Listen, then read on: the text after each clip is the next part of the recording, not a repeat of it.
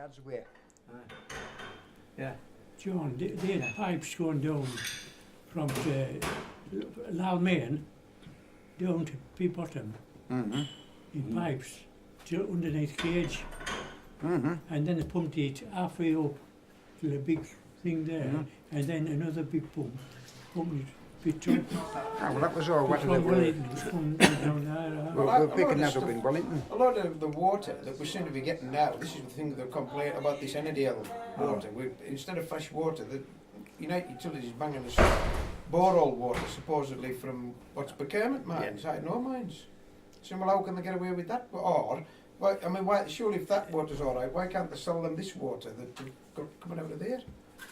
That's what we're supposed to be I thinking. don't think they know the quality of this water yet. That's the problem. Whatever.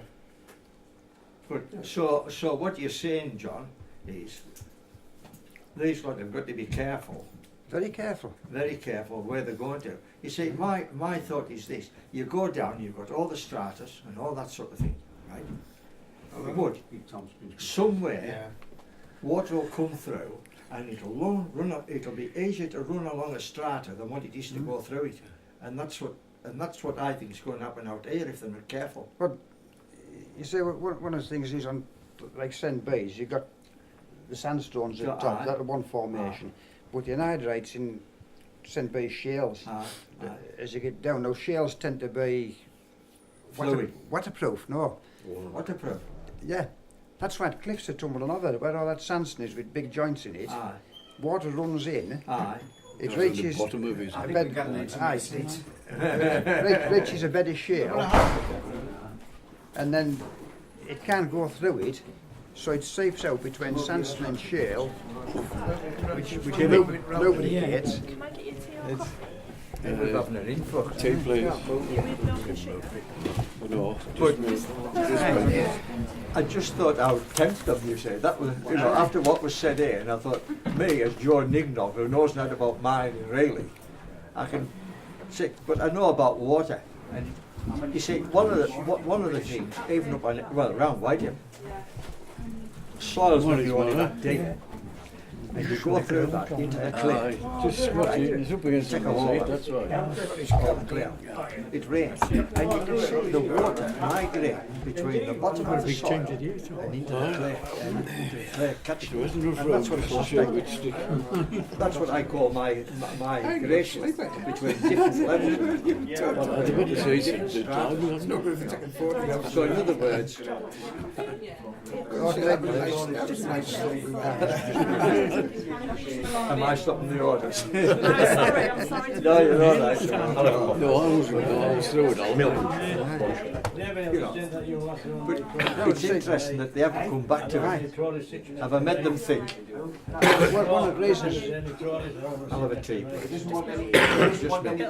Yeah. Have they got planning permission? Have they got planning permission for this new mine? Hey, what? Dave, you should think it was a Brexit meeting. Somewhere, eh? Have you all thrown your mobile phones away? when Claire was giving a talk, he says, The grand thing that you should use. county councillor, Eustace, he says, So if you're concerned with this is this, not the stage where we found it. This is we're told now, it's liable to be October before the look at it. They'll walk away for that. she's a globalist. See it coming. Yeah, well, the other thing, John, I've just come back from North France and Belgium. I've got videos there on Menin Gate and things like that, but if there's other things on, it doesn't matter, I can show them anytime. When we were there, and you're looking at the list, there was regiments as of tunneling, right, and they did. The very Canadian, the ones from Canada, got round guns and everything like that. Was there ever any went from this area? There might have been one or two, a lot of lads from Durham ended up in But then somebody said to me, there weren't just coal mines, they could have been from right north. Anyway, October, God almighty. That's when they do the hearing. It says anybody can talk, because if you put a Have you ever been, John? application, we have Again, they want to know what you were say before or ask them. To be honest, what I've been out there, And then it's a group of Normandy. people to do with that. So if you say there's a lot of people from Whitehaven, one for each, we'll nominate stuff like that. I mean, I've got photographs there that people that my uncle's on that. behalf of that ad hoc group or whatever. So What did they say? There's 74,000 local names on This this. council, terrible. And you go to many gates, so whether they get voted or whatever. 53. I never heard all them, Dave. What's a thousand? Give it a good vote. Was I on your side? I'll be chairman as I've sitting on your side. No, John's chairman, the secretary this week. Headstones, and then there's a big half circle, I would call it, certainly towards half a circle. And in there, there's 165 panels of people's names. And then of the panels themselves, the circles to take more panels in. Right. But there's still 165. All the names. What was going on? The thing that I get out of it is, people are very Parliament and Oh, Tower politicians Hilly, are mate. very good at sending people to war, but they don't go themselves. Tower Hill, I know that. There's one at Tower Hill, say. Tower Hill Memorial. Well, that's like Merchant Navy. And, Eh? that's like Merchant Navy and that for First and Second World War. At Tower Hill Yeah, Memorial. there's a few same as that. You know where Tower of London is? It's back of there, basically, on the other side of the main road from in there, in Gardens. Let's keep those fellas first.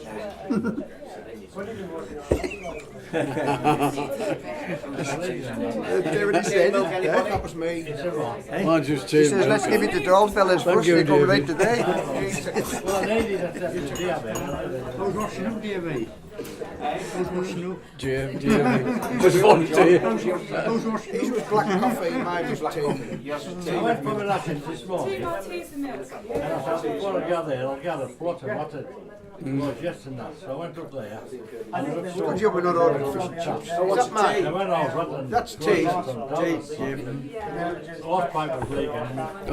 The shoes are sore, these pants are sore. Mine was sure. I went on the night watch, and the number one Who wanted tea? Blackie in there. I had to take place. Do you not think, I'd have John, sparring that- yesterday. I don't know, I'm trying to get over there. One thing I was conscious of, I didn't want to mention anybody's name or where I was coming thing, but it was a thought going through my mind anyway. sausage rolls or something? Water. No side to it, so You don't know the energy that's in it.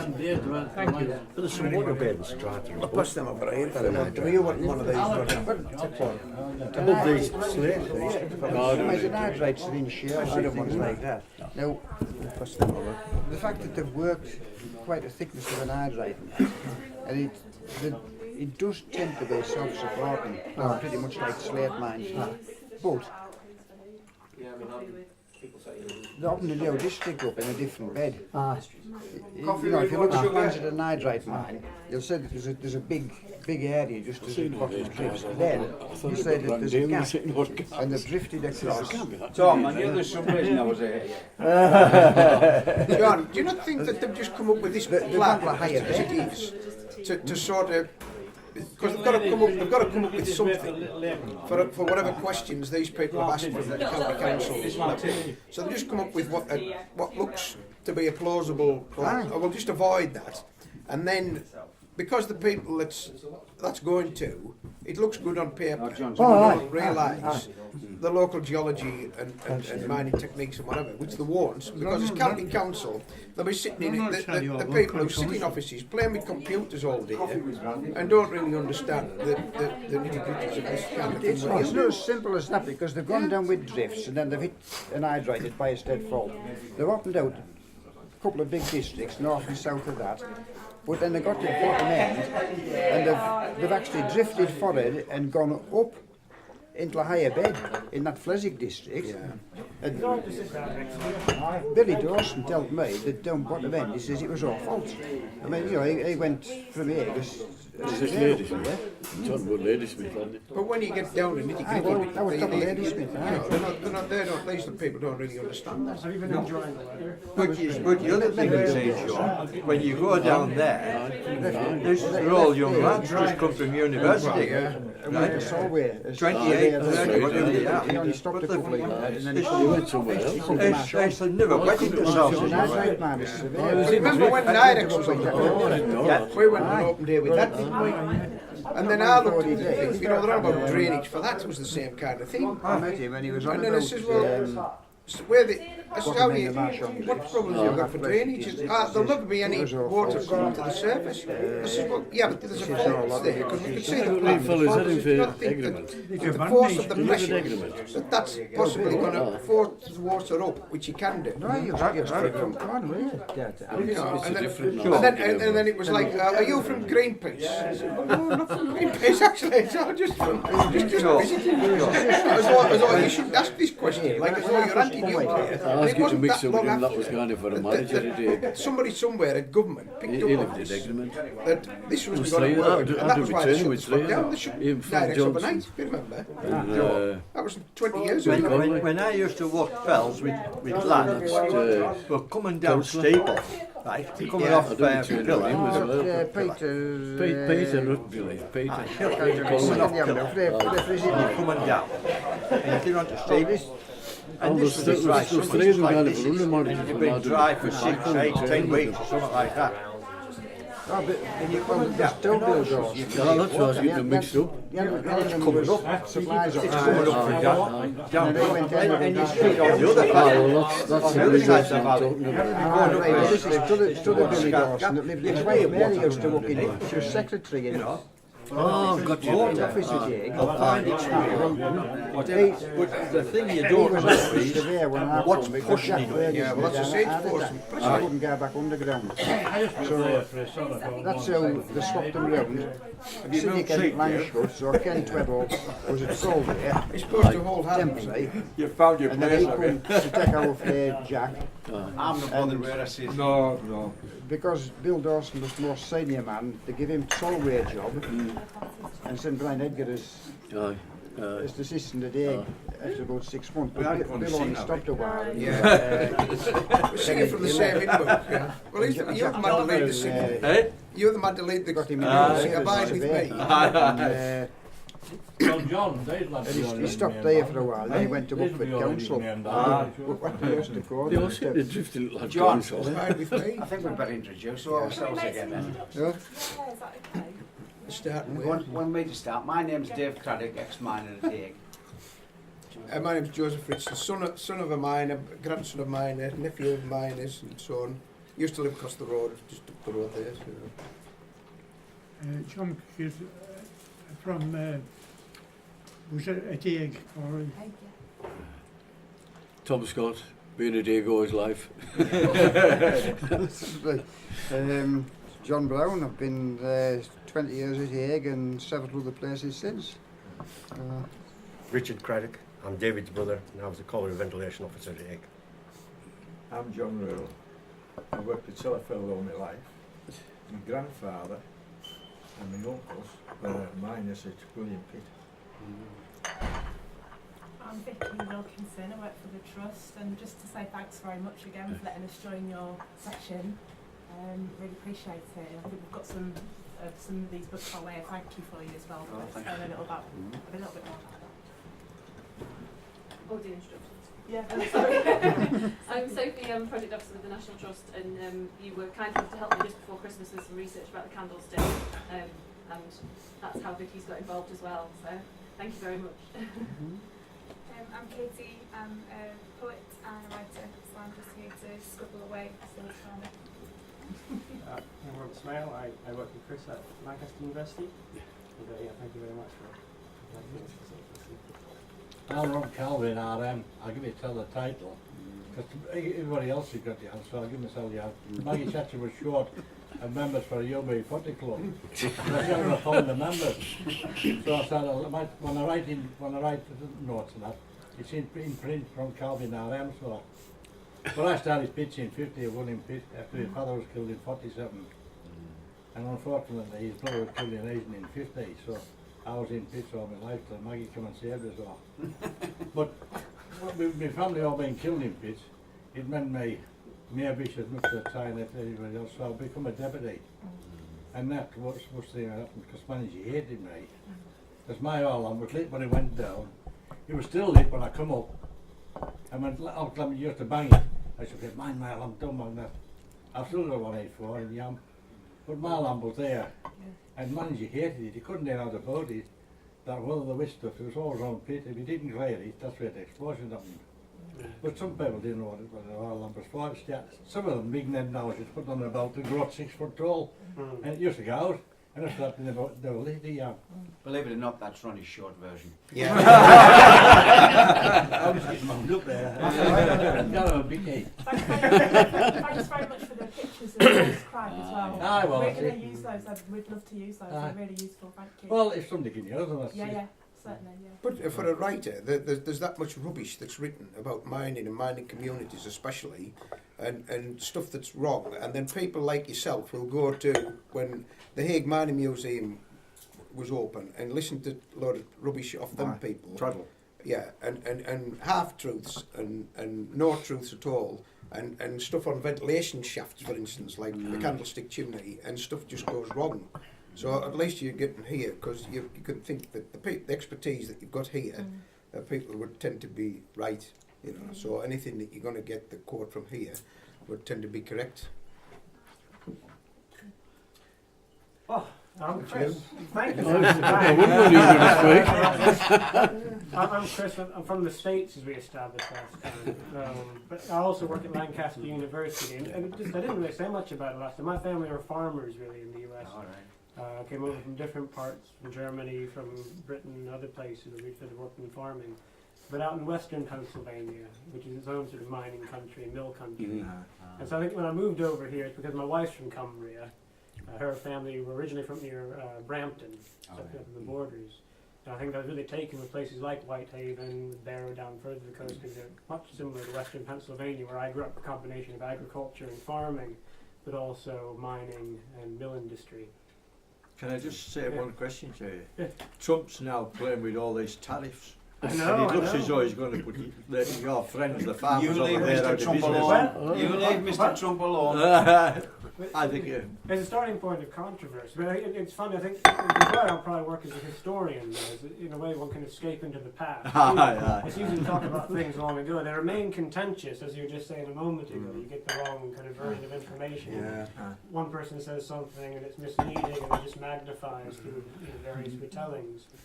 Which is part of the reason I think we all wanted to get together with you all, just to have a chance to talk over some historical material relating to Whitehaven and to the West Cumberland mines, but also just have an opportunity to hear your perspective and the stories that you have to tell. So what we're hoping to do, if it's okay with you, is we have these.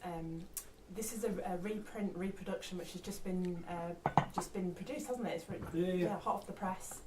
Chris and the bookcase of Book Carlisle have produced a reproduction of a poem about the Whitehaven mines. It starts in the Whitehaven mines, and what we wanted to do was, if it's okay, is talk a little bit about the poem, but we have a number of questions for you about your experience and relating that to some of the historic material. So it's only about 4 or 5 or so questions, and it doesn't matter if you want to talk about other things. It just gives us a little bit of structure, if that's okay, and helps us record some of this material. Does that sound all right? Yeah. Have you brought your baseball bat? To stop them talking, I mean. And so I'll pass this around, and I wanted to give you a copy just as a thank you as well. So. I thought I was here for like There is one. Plus, there's your. they are on, especially for you. Hey, David, Chairman. Any more? Any more? Tom. I do. That's it now, I think. But we passed one down to Rob, but I think these are... Is there another We'll one? pass them round again. Another one? Thank you. Why does David always put biscuits a mile away? Good Good job of long arms. So, please, everyone can have a copy of this one as well. Oh, sorry. You're not allowed that. Oh, well, that's the name of the other one. Yes, to the book. The best page is the back, Dave. The best page is the back, got a photo on. It's my standard. So that's you two that's produced this thing. Is it? Oh yeah. Well, and Wasn't it you mentioned last time? what I also have, and it's already kind of, they call this cascading, I suppose. We trickle things around, but I have another handout as well. Just in a way, I can explain the relationship between the three of them. But we might make reference to it as we go along, if that's okay. But also, I'm happy to talk for a little bit about this material, just because it kind of if that would be helpful. But then please feel free to interrupt me at any point, because it really is mainly about your perspective and the purpose of the day. I'll pass these around as well, if you sort of take one and send them around. I think there should be enough for everybody. Just draw the attention to a few passages from the text which we can read. Thank you. Well, I guess I'll say a few programmatic things, and then I'll take a step back and kind of approach things more thematically. But I became aware several years ago of a poem that was published in 1755, which is principally about Whitehaven, also to a degree about Keswick and about Lowther, so further into the east, into Westmoreland. But it was a poem that was really important in drawing attention to this part of the world, used principally within Britain in the 1700s, drew people from near and far to come visit. Last time we left off with a bit of controversy about a visit that's going to happen next Friday.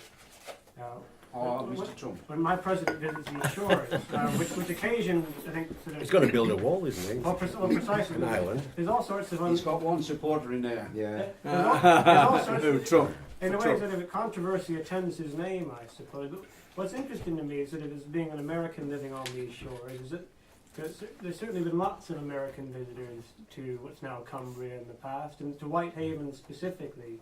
I come from Pennsylvania myself, and Ben Franklin is a great Pennsylvanian, kind of famous as a founding father, but also famous as a scientist and inventor. He visited Whitehaven in the 1770s, sort of before the the War of American Independence, the American Revolution, as they call it in North America. And he was really blown away by not only the mines and the kind of infrastructure developing in the town, this idea of a new planned town, but also the engineering and the inventions and the kind of intellectual energy expended on developing the coal field in the 1700s. And he toured it with a fellow named William Brownrigg, who we'll come back to. Brownrigg married into the Spedding family. He married John Spedding's daughter, Mary. And he was a doctor here in Whitehaven for a number of years and retired closer to Ormuthlake, into the mountains. But he brought lots of different people to Whitehaven over the years, including the Welsh explorer Thomas Pennant, who came also in the 1770s. But the idea that people from the States were coming over specifically to view Whitehaven. There's another Philadelphian of less fame named Jabez Maud Fisher. That's a good Well, it's a good kind of good 18th century name. I like him more. He's a Quaker man, so Jabez Maud Fisher. He also comes over in the 1770s. We touch on some of these visits in the book, but he makes a specific point about how intriguing it is to see in an old country like England a new town, and a town built up along new principles, not unlike many of the towns springing up on the east coast of the United States in that period, so Boston or Philadelphia or New York, all being laid out according to principles that are resembled here in Whitehaven with an original Georgian settlement expanding outward. And I think a lot of the energy of that period, the excitement of growth is captured in, documents like Reed's painting. We talked about Matthias Reed's painting, which is then, I think, reproduced in a slightly larger image in the back here. And the point you made, I think, Rob, earlier, was that in a way we can't take, painting isn't necessarily an objective representation of something, it's making an argument. It's leading you to look at Whitehaven in a specific way. And I think in this case, it's leading you to look at Whitehaven in a way that captures a sense of growth, of expansion, of the expansion of the harbour critically, but also expansion of the collieries around Preston Isle. But specifically we have the town centre expanding in the middle. I guess we see it with the perspective of what would now be around, I guess, St. James's Church today, looking down on the townscape. So I think Reed's paintings are a great document for that, capturing that era of energy and excitement and development in the Georgian era. But alongside that, there's this poem I was mentioning, written by a fellow whose father was the first minister at Holy Trinity Church. You can see it here. They call this the photograph or the facsimile on page 99. You also have it in front of you in a pamphlet form. Oh, yeah. And the pamphlet form presents it in kind of a plain English. In this case. Yeah, in the pamphlet, yeah. Two ladies. Yeah, it's interesting that. So what he's describing in this poem, he grew up here as a young man, went to school over in Westmoreland, and then had a career in the church down in the south. He worked at St. Mary's Church in London and worked for a while in Worcester at the cathedral. He's buried at the cathedral to this day. But he's describing in here a tour he took with two of the daughters of the Lowther family. Not the Lowthers who lived here, but over in Maltz Meeburn. Yeah. So the Westmoreland branch of the family who toured the pits around 1754. And he wrote up their experience as a poem, which he dedicated to the family, but which is intriguing as an account of people who were coming to Whitehaven specifically to tour the mines. And he offers, in poetry, a sort of lyrical description of that journey. In some cases, he's using references to classical mythology and other poems of the period. So he makes reference to the poetry of John Milton, for example, the poet writes Paradise Lost and such a He was waxing lyrical, wasn't Yeah, precisely. It's interesting. It's a literary text, but it's also a poetic text that's really about describing engineering and developments at the mines in the 1750s. And it provides, again, not an objective view Does by he any mention means. anywhere which mine he went down? Or? Well, it's a little bit vague. My guess would be, and this is what we put in here, and I would welcome you to push back against this if you think I'm well off the mark, it would have been some element of the Sultan pit, which is the one that was gathering most attention in the early 18th century. I think it's been said in some places that now they went in through Pottery Road, Bournemouth, or more likely that in Flambridge Cemetery, down the old Bournemouth. Because that would lead directly down towards Kells and Sortham. It's funny, they give a little bit of indication of this. If you look, I passed this around because just in more plain English. What we tried to present here was a version of the text, which is actually in the Carlisle Library. That's good, Dad. Yeah, Just really, isn't it? But it's funny that you get the 18th century typography, which takes a little bit of while to train your eye to. Yeah. With the F's and the S's. Yeah, the F's and the S's and things like that. But we want because I think it's such an intriguing book, and you can find a copy in the Whitehaven Records office as well. They've got 2 copies in the Jackson Library in Carlisle, and this is one of them. I just thought it'd make it more available to people. But also alongside that, I put together this pamphlet because then it has a plain text version that's maybe a little bit more readily accessible to pick up. But if you got this handout here, I've reproduced some passages, and one of the passages concerns how you enter into the mine itself. So on the second page,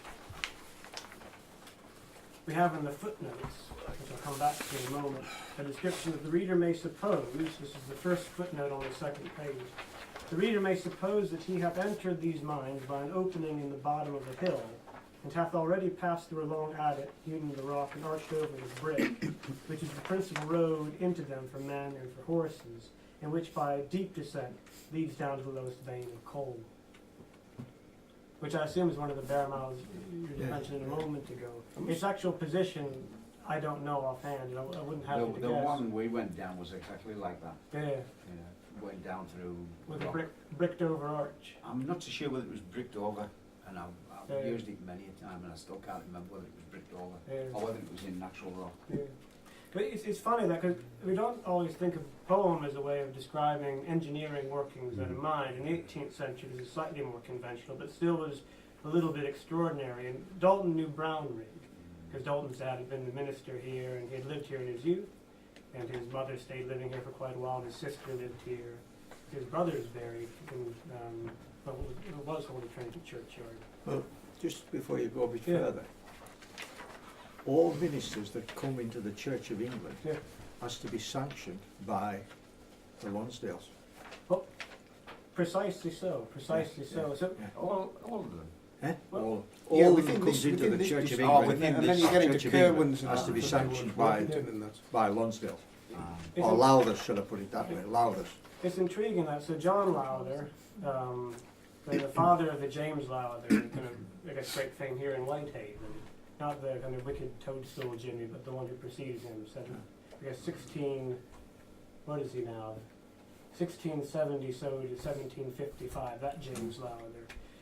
you find documents in Whitehaven's records office and Carlisle records office that show the letter that he wrote approving John Dalton's promotion to be the first minister of Holy Trinity. So you're absolutely right that these were all in the landlord's Should I put it pocket. this way? In later years, it's just a case of rubber stamping it. Yeah. You know, it's accepted as. Does he still do it?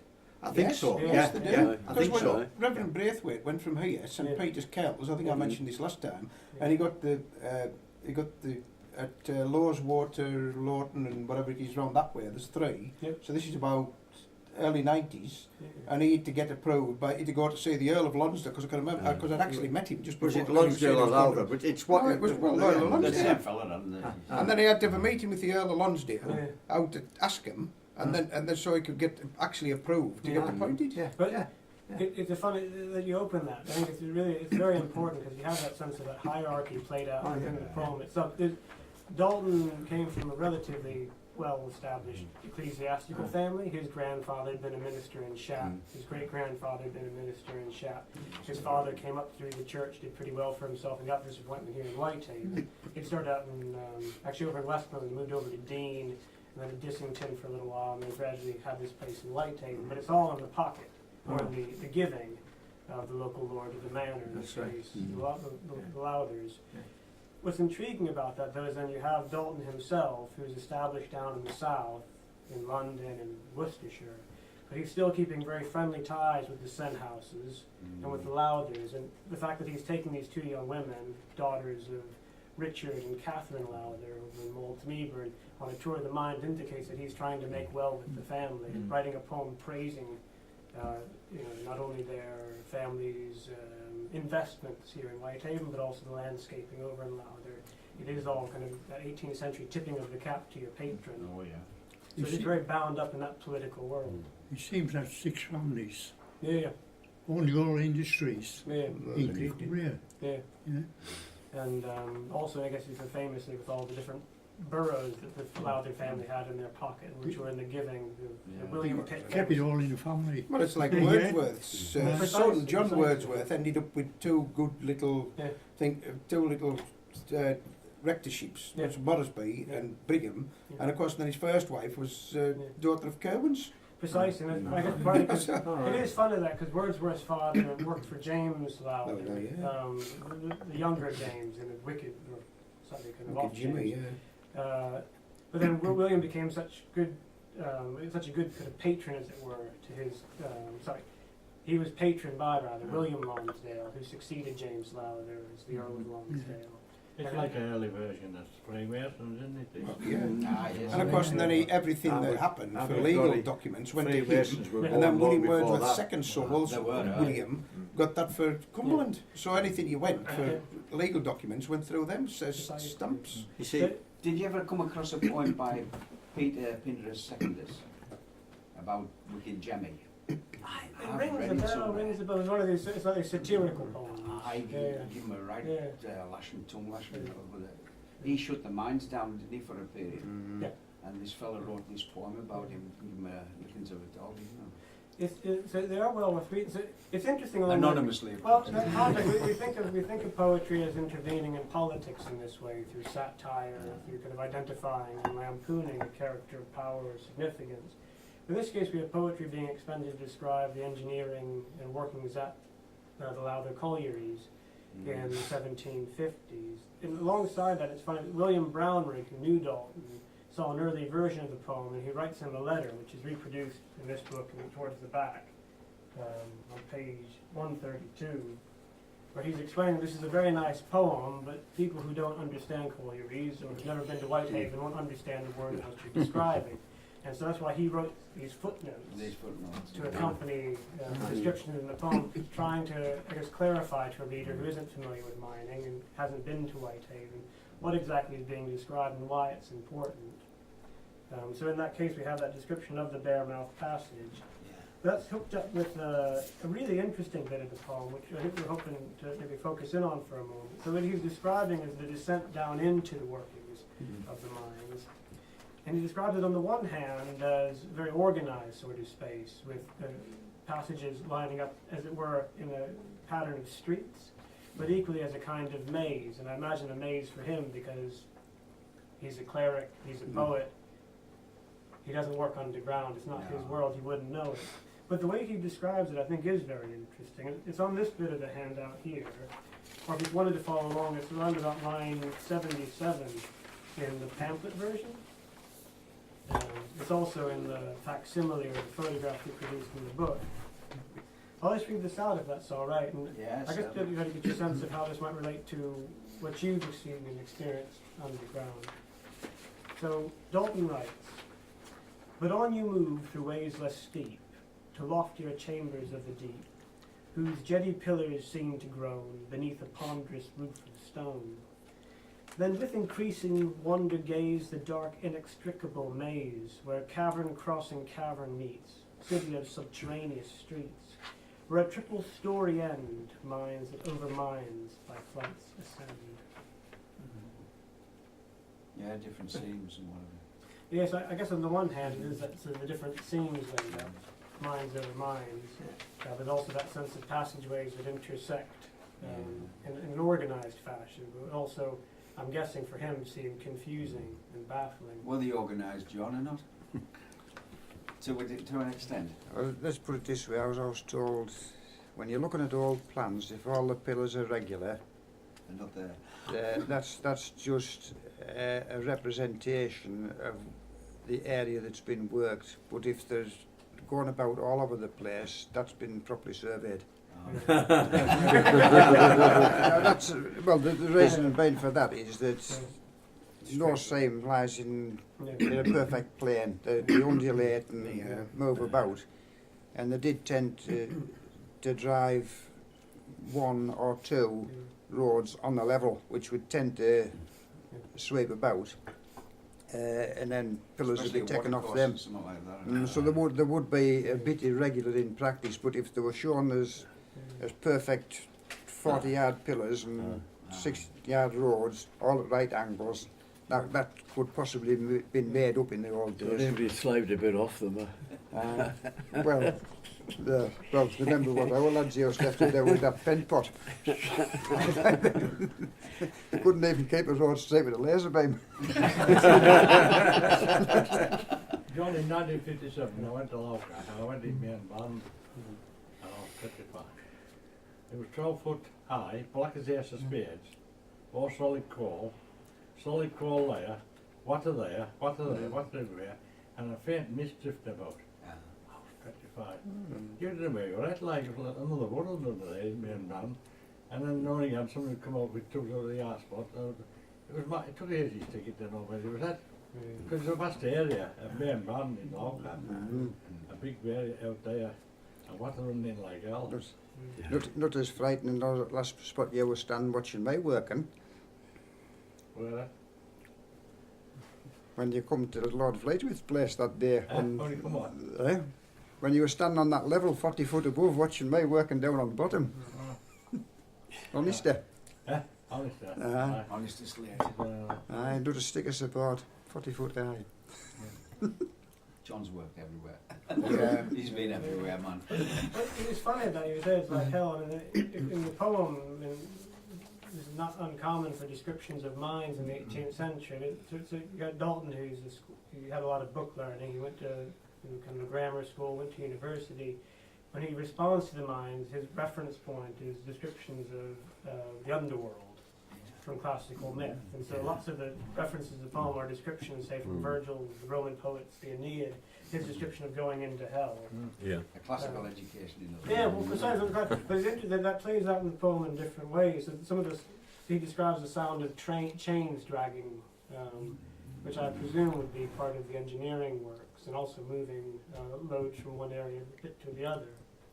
But the question I wanted to ask along these lines in terms of organization is, between the poem and the notes, you get this sense of a relatively steady descent over time. So if you follow along that note we were reading out before, which is attached to this passage about the subterraneous streets, Brownrigg now it is, trying to explain Dalton, says, being arrived at the coal, having gone through the bare mouth, arched over with brick, and being lowered down along the path. Being arrived at the coal, he may suppose himself still to descend by ways less steep, till after a journey of 1.5 miles you arrive at the profoundest part, I guess the deepest part of the mine. The greatest part of this descent is through spacious galleries, which continually intersect with other galleries, all the coal being cut away except large pillars, which in deep parts of the mine are 3 yards high, about 12 yards square at the base. Such great strength being there required to support the, the ponderous, the weighty roof. Interesting. The roadways wouldn't be that wide, would they? How would they? That many yards by that many yards. No, 3 yards high. Doesn't mention the width of the roadways, but He said it was like cavernous, you know. Well, it wouldn't be cavernous, would it? man, they did tend to take them 6 yards, 20 feet.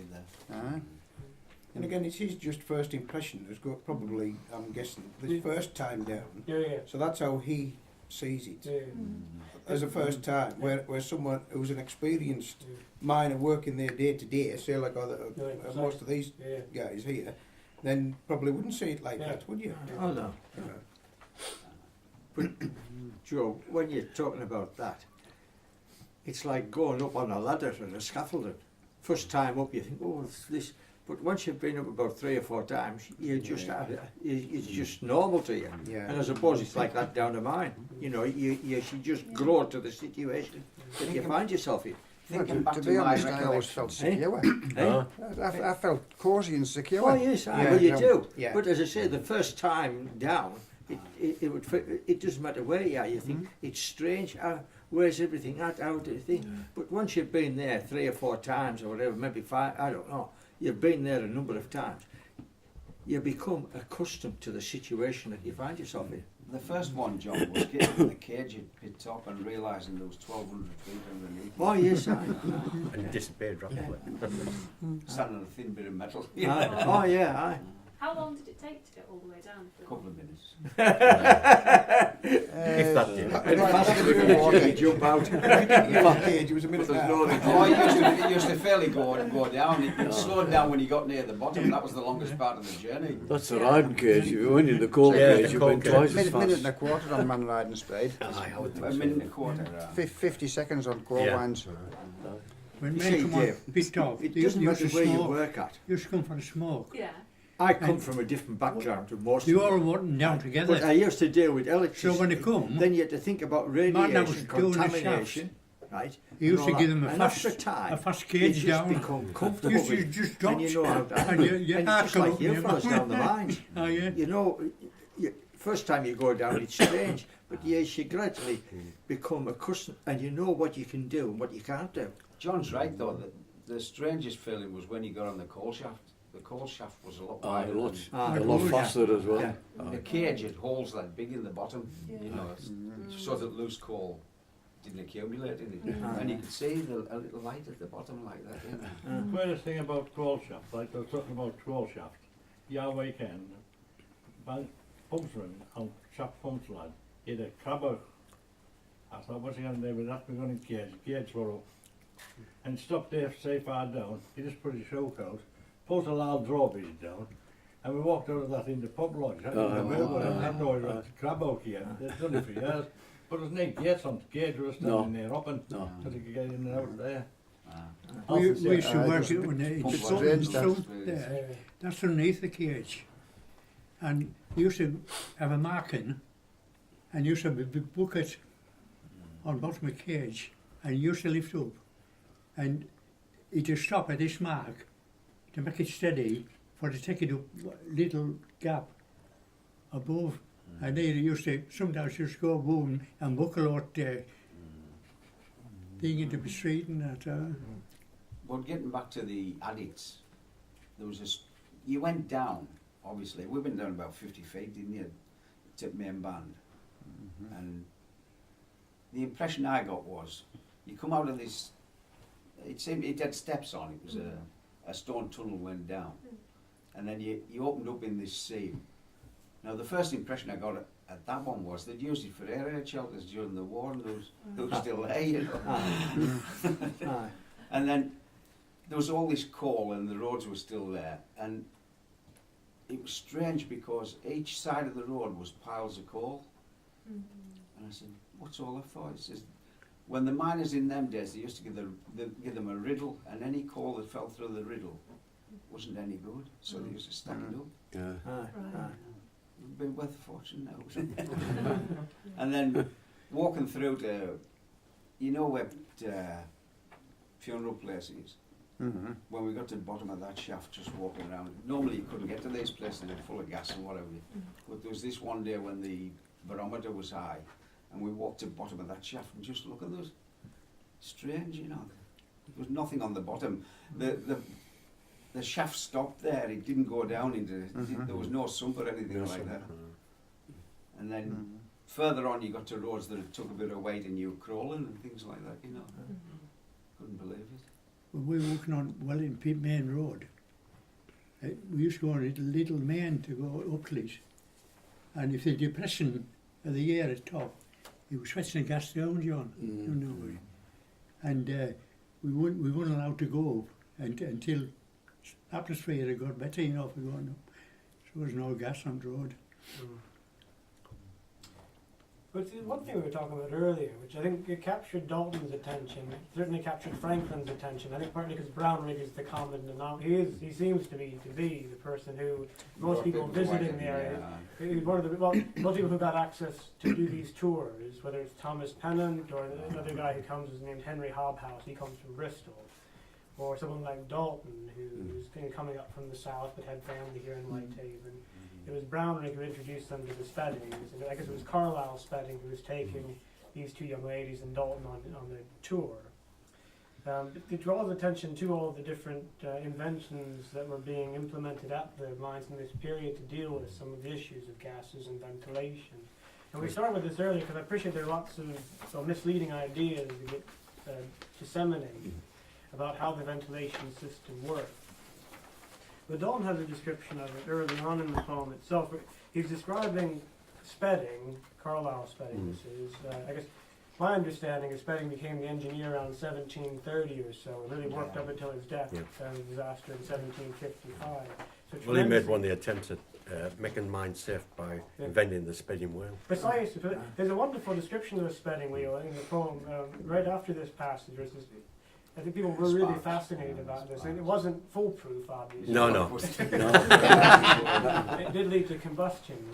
But I guess the idea that people were really applying intense intelligence to resolve some very serious problems.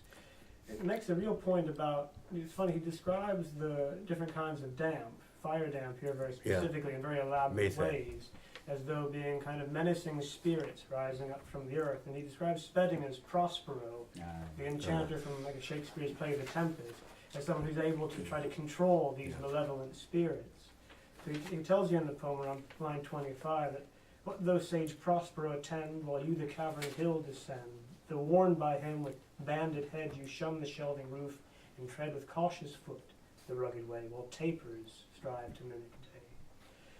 Though he with 100 gates and chains the demons of the mind restrains, the fire damp, to whom their parent jealous earth to guard her hidden stores gave birth, at which, while kindred furies sung, with hideous joy pale Orcus rung. So that's more that classical learning, the furies, these menacing spirits, and how Orcus, another name for Hades.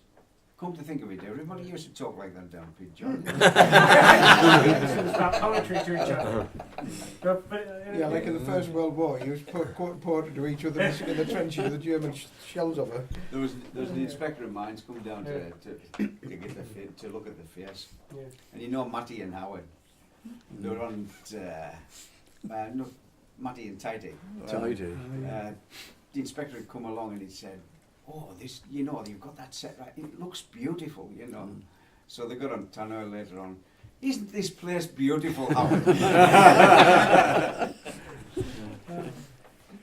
Daniel Defoe done that on William Pitt. It's a good piece. What Daniel Defoe did about William Pitt, me and Brandley. It's fun. I don't know if it was Defoe himself or not. But he certainly was in touch with people who had come. It's funny, like Celia Fiennes, like any number of early travelers, even if they don't get all the way over to Whitehaven, they know about it. And he knows about how significant it is. I mean, I think he says It's second only to Newcastle for the shipping off of coals. So it's a place of tremendous importance. He found the mountainous bit of what's now Cumbria to be a little bit less promising because it wasn't developed, it wasn't productive for agricultural use. But he found the coast to be really important in terms of its economic power. This was the place he had to come. You see, what you haven't delved into, that Whitehaven was the second largest port on the west coast, right? And therefore, you're either going to Bristol or you're coming to Whitehaven. All the others didn't really matter. And because of shipbuilding and that, I mean, Copeland, as they call it here, was a place of wood, so that's why they built ships. But, of course, over its time, it lost its importance because metal ships come, and then Liverpool came up, didn't it? And of course, this part of the country, it's rather difficult to get to. Well, it's funny that Defoe in the 1720s makes this point about effectively how very significant Whitehaven is, especially with its connection with Ireland. Really significant, as you say, partly because it is one of the few ports on the west coast that has that trade. You see, the other thing as well, I maybe said to you this last time, Washington, his grandmother's here, supposedly in St. Nicholas's, John Paul Jones, and there was a lot of, it would appear to me, there was a lot of toing and going from the States and here. There was those people with plantations that were... Well, you've only got to look at Jefferson's was another one, wasn't it? Tremendously important. It's interesting about the 1770s when Pennant comes and other people sort of kind of Hobhouse stands between the two. Pennant already indicates that a lot of the trade has been begun to move south or to move north. That in a way that Whitehaven is still extremely significant as a port, but as you say, Liverpool, Merseyside are beginning to comes up, you say, because that's where industry comes. The Lowthers had an Irish connection in that the coat of arms, especially on the gate down there at St. Nicholas's, has got the red hand of Ulster on it.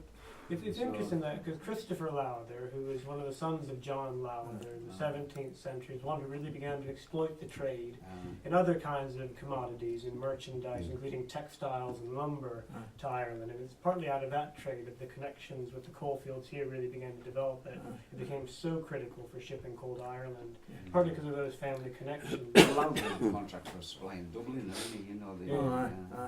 I've got 12 of it was forced to live in a novel at Whitehaven Castle. It was forced to live in there. I was forced to live there. In my day, when you used to go and stand on the dock and watch the loader loading the boats, it was all going to Isle Manor Island.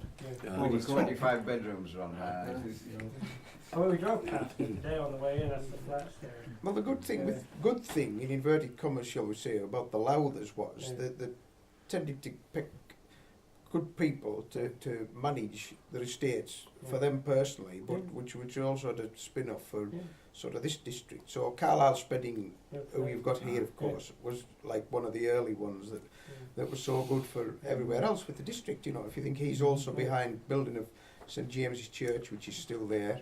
This Spedding mill whale that they've got, because in fact I read about that the other day, because it's on some national project for a digital thing, which had taken out the originals in the beacon, isn't it? So you probably read that. Well, I think it's really tremendously important. So that's the time, this time, because they selected good people, so they knew what they were doing. Again, such as William Wordsworth's father and uncle, who worked for them, which managed their estates in around this area. His uncle just lived down the road here, the other side of Feldview. William Wordsworth's uncle, Woodis Mansion. Oh, Woodis Mansion. Yeah, we pronounce it Woodis, not W-U-D-E-S. But that's how But that's where they were before there was all this estate. That's where they lived. Was big. The estate was named after that mansion. Yeah. Lord Lowther had agents used to come down but here. that was them, wasn't it? No, I think you're absolutely. So they had good people that did know what they were doing, and obviously serving the. So they were like a buffer between the Lowthers, who were just as you mentioned, instead of absentee landlords and the people who did the actual work, but they had some good work with it. And also, for instance, at that time, when you talk about late 1700s, they also tolerated Catholicism, especially because it was one of the free places that you'd a minister of religion for the Catholic religion, as long as there weren't too obvious Catholics in penal times, which is why they managed to get a lot of Irish Catholic type people over from Ireland as for the labour force. They give ground at St Beg's, Yeah. but they build that. Yeah, a little bit, not long after that. So that to was keep the Catholics. because again, because But to the get their Catholic good clergyman as well, if he kept him with him, was one who tended to control people who were, you know, the rather, you know, the early days of the left wing. Socialists, like we've got a few here today. Going back to this port of Whitehaven, it was doing well till you had that independence war. So you look, decided to take We're off. doing great till you come along. No, well, this is me coming back to make atonements. I'll rub it in. But I just wanted, before moving forward though, I think that's a really valuable point. I mean, I think that's why the Spedding brothers are so, I think, worth celebrating in this context with John and Carlisle and John Yeah. When you see, James. it's with Carlisle Spedding. Yeah. I mean, it must have become known what he was doing here. Oh, yeah. That he actually went across the northeast and helped them out. Yeah. You know, whether Lowther got paid for it, I don't know. But, you know. It's a funny thing because my impression is there's a nice description of Newcomen engines later in the poem, which we can come to. Maybe we should come to that in just a moment then. But it seems that Thomas Newcomen was about to snatch Carlisle Spedding up. He was a promising, really smart young guy. He got his head in the right place, and only then did Lowther increase his pay enough to retain him. Because as you say, this was a man who could be taken anywhere. Oh yeah. But as you say, because the family was at least halfway good at picking good stewards, the Spedding brothers stayed here in Whitehaven and really did make the place. He actually went to Newcastle Yeah. as a Oh, yeah, workman. of course, Oh yes, right. And then he was injured, and then the top doctors were looking after him, so they knew there was something wrong, because Lonsdale was paying for it. So he was shipped back over there. He lived at a place called Howman, which is How man? aye. How did he? Aye. Well, that's where That's where Jefferson's Jefferson's lived. Yeah. That's Howman. right. Well, getting towards Egremont, isn't it? Aye, Probably, it's between Between St. Bees and and Egremont. Egremont, Aye. Forsyth, that's where Jefferson lived there. Forsyth Mansion. Now, if you're thinking them days, you'd have to travel by horse or carriage, you know, so it took a bit of commuting back and forth there. Just use his horse. It takes me long enough to be carried. Yeah, but he'll have a man with a horse and groom flag. to drive him in. I don't know, he maybe rode himself. But among kind of Spedding's inventions, I guess early kind of infrastructural achievements is that part of that early ventilation system was burning off, or using at least fire to draw fire down. There's a very elaborate description of it at the end of that passage I was just reading. So he describes the fire damp as being a kind of menacing spirit that is released by the earth, this jealous parent to try to guard itself, try to guard the coal. And then he says that they're sitting kind of boiling with rage at the bottom of the pit. While at his beck the spirits of air with breath of heaven their taints repair. So by Prospero or Carlyle's bidding, these noxious damps are being drawn out of the pit. Or if they seek superior skies, arising their way up, through ways assigned by him they rise, troop after troop at day expire, in torments of perpetual fire. Which I suppose is that chimney effect that's being described in a very elaborate fashion. But well, they used to put braziers at the bottom of the shaft Yeah. to induce ventilation, you know, that was... Where does Kerwin's come in from working? Yeah. Where they're competing with Whitehaven yeah. as regards the price, what they're paying the miners. No, You know, you'd think it would be together. Yeah. Yeah. Well, it seems to me very funny because one thinks of the U.S. and the 19th century history of robber barons in the U.S. buying up as much land as possible. Certainly, John Lowther and James Lowther in the 17th into the 18th century were very keen to buy up as much land locally as possible. They couldn't buy up every portion of it, even though they ended up owning a great deal of the West Cumberland coalfields. As you say, precisely whether it's the Senhouses or the Kerwin family, there were other families competing within the trade, even though I think there was a desire to exert a kind of monopolistic control, which led to just that kind of situation where people were trying to offer better working conditions, offer more pay as a way of attracting the best of the workforce. Well, Lord Lowther built new houses. Yeah, He controlled He put his miners in there, yeah. but did they conform to these? Well, yeah. If they left there to go to working till Kerwin's, where they're getting a bit more money, Yeah. They were out, you to put them out of the house. Yeah. They're that they had the house. But he controlled the harbours as well. He, Oh, yeah. you know, he had Whitehaven Harbour, which he developed, Yeah. and he tried to stop the development in Maryport and Yeah. Wellington. Was there not a pier or something at Park? There was Yeah. one There was, park, I yeah. walked And away. I think he just got rid of it. Yeah. And then there Tower Bridge, Davey, that Tower Bridge on dock there, where coal went over, and they charged so much for a wagon going over this road. I mean, it's interesting. You're absolutely right. There's early experiments in fairly cutthroat capitalism developing around the pits here, of how people are trying to buy up portions of land to control the access to mineral resources, but also then how you move those mineral resources either to port or farther afield. But you see, when you go to shop and you have a bar mail in one of the pubs there, right, and you get talking about the Lowthers, they're very conscious of who they're talking about. But one thing they do say is, if you put a post up with a notice on, it says, rest and be assured, within a few days, they want some money for it. And that's Lowther. Oh, it is. Yeah. As soon as someone moves, they're there. Money. Yeah. They're still money orientated. Well, I imagine it's not exactly what you're saying. It's their agents who are kind of constantly watching and Oh, yeah, surveying for just these sorts of developments. Yeah. And you see, in some ways, they still control most of West Cumbria. There's Lowthers. There's Brain Catherine. Well, that was just a confab. You can walk with it. You can walk from here to the east coast, and you're still on his land. That's the funny thing about the book. And we did with the cover along these lines. It's interesting because that's exactly what he dialed into. In this, in the punk, he starts you in Whitehaven, and where you end is Lowther. Now this is, I guess, Matthias Reed's painting of Lowther, of the hall at Lowther in the 1720s. So Dalton is very much bound up in that world where he is moving from their western holding out here on the coast to their inland holding in that period in Westmoreland. But you're absolutely right that it's such a big and kind of spiraling family in the 1700s and the 1800s that collectively they end up owning a great deal of property, not only here but elsewhere around the north. Lowthers are very generous people. John Warner said, we'll help you to win bar. You can put your tanks down there, put concrete bases all around there. Now it's a massive big caravan site. Oh, yeah. That's Lowthers lot. Oh, well, they had their own army, didn't they? The first, they had their own army. They the Yellow Sales Brigade. But that caravan park he got, it was pre-pan John War with all tanks on there. And it's a massive area. And government pays for all that. Oh, yes. Put tanks on and all his land.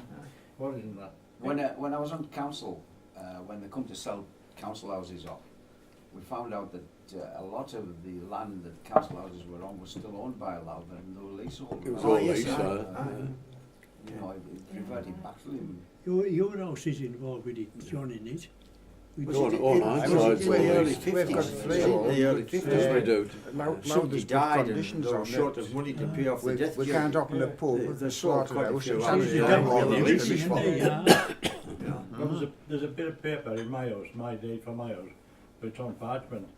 When about previous owners built land for Abbeville Lowthers, so we own that land.